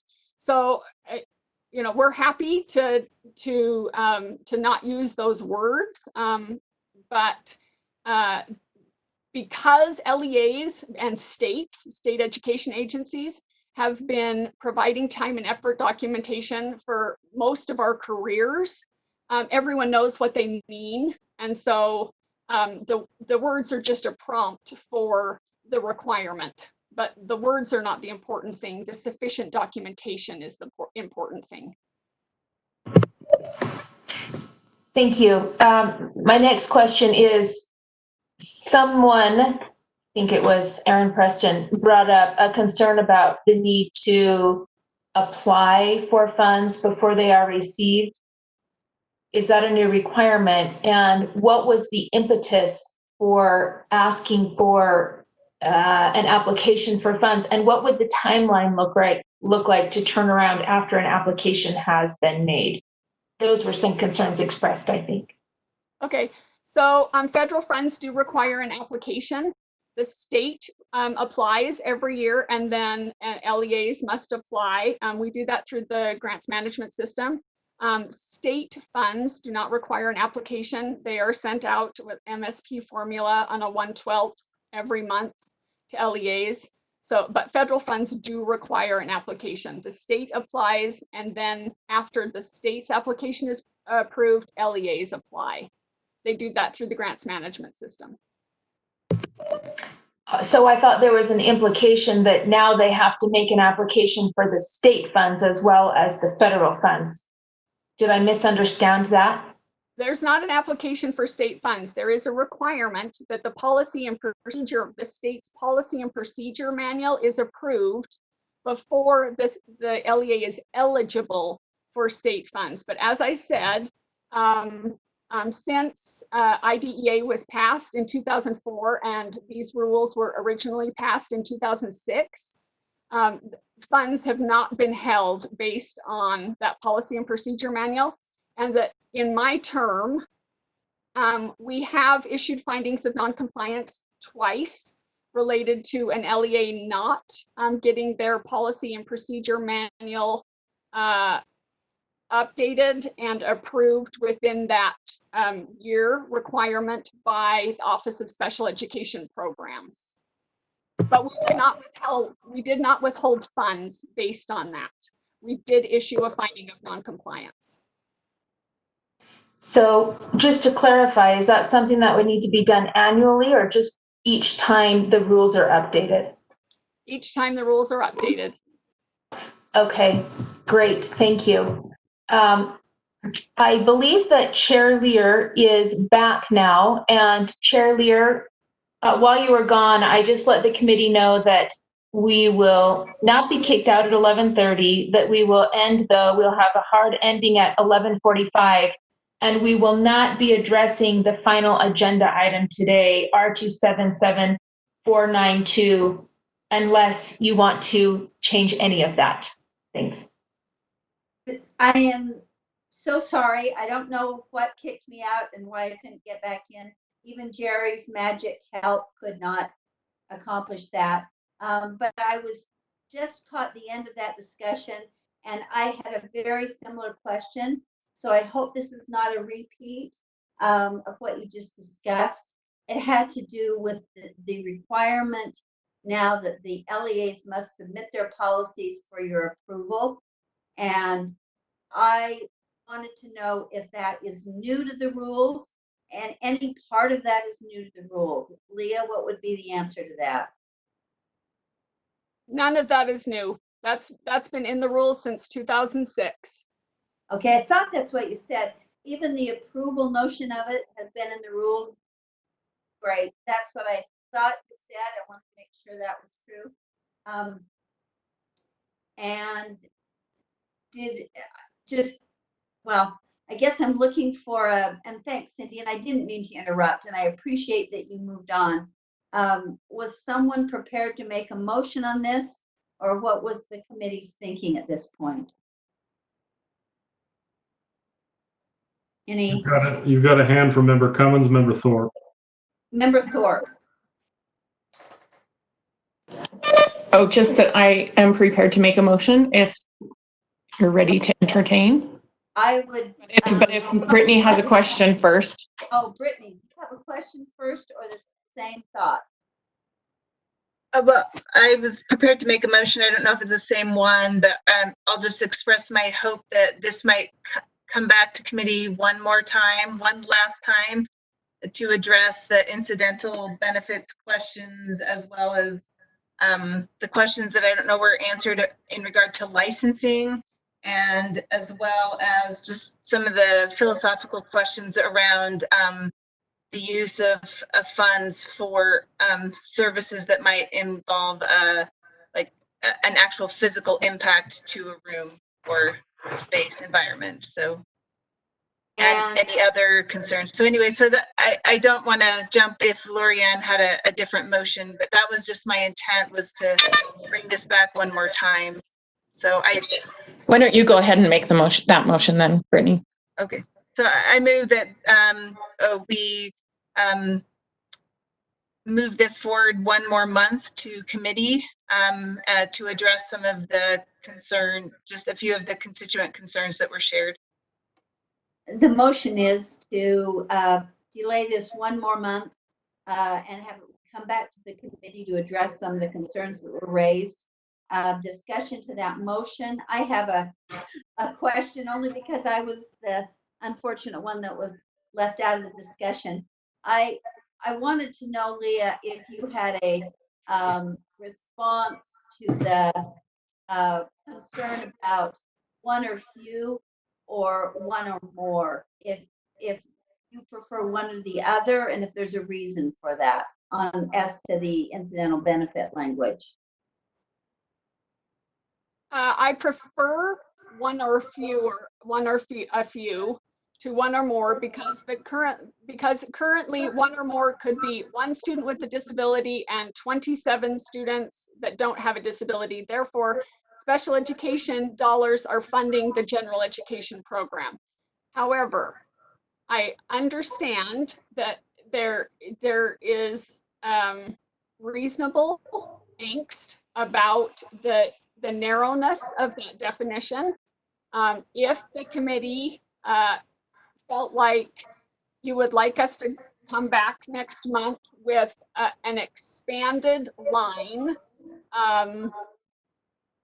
we are happy to work on that. I'll tell you right now that I personally would not prefer that it was anything more than a third.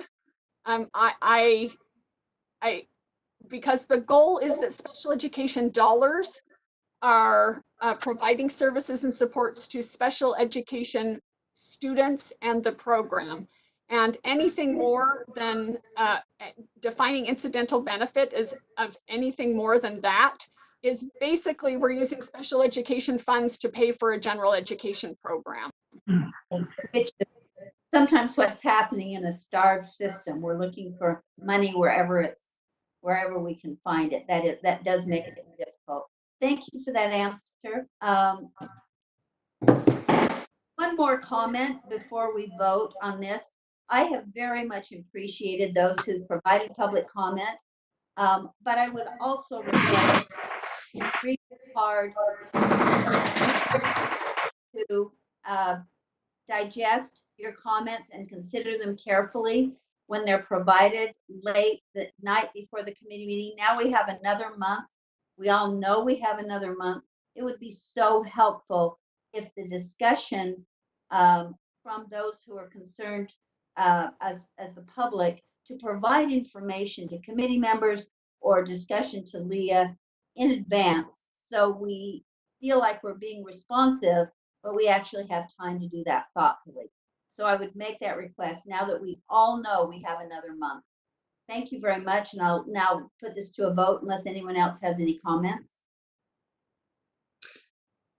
Committee Chair, this is Angie Stallings. I just wanted to make one comment that's just so that to bring the board members' attention and to also let members of the public know that there was a comment in the chat that might be helpful related to especially Vice Chair Cummins' question of capital. And Debbie Davis just stated there's a difference between a capital item, which is usually $5,000 or more, and a non-capital item, such as a good. And she states, I believe this special education rules manual and federal regulations allow for goods and services, though not capital items. And so that might be something we could discuss more with the committee next month about kind of that distinction between goods and services versus a capital item and being clear about that. But I just wanted to raise that to everybody's attention before we moved on. That's helpful too. Thank you for everyone who's provided input, including members of the public. And I appreciate the interest in this and the attention to this. And I especially appreciate Dr. Voorhees' responsiveness and your lack of resentment or impatience when so much is being asked of you. So thank you. So the vote now will be, the motion is to delay this one more month. We'll have no recommendation for the board. So a vote on that, Board Member Cummins. Committee member. Aye. Member Davis. Aye. Member Haynes. Aye. Member Thorpe. Aye. And the chair votes aye. So we will be seeing this one more month. Thank you again. And per Vice Chair Davis's comment earlier about not addressing the final U-Star issue, thank you very much for the understanding for anyone who might be listening in for that. And we will also probably be addressing that next month. So that concludes the committee's work. Thank you. And I'm so sorry about the inconvenience and uncertainty at the end. Thank you. Any other final thoughts? Okay, thanks. Have a nice weekend.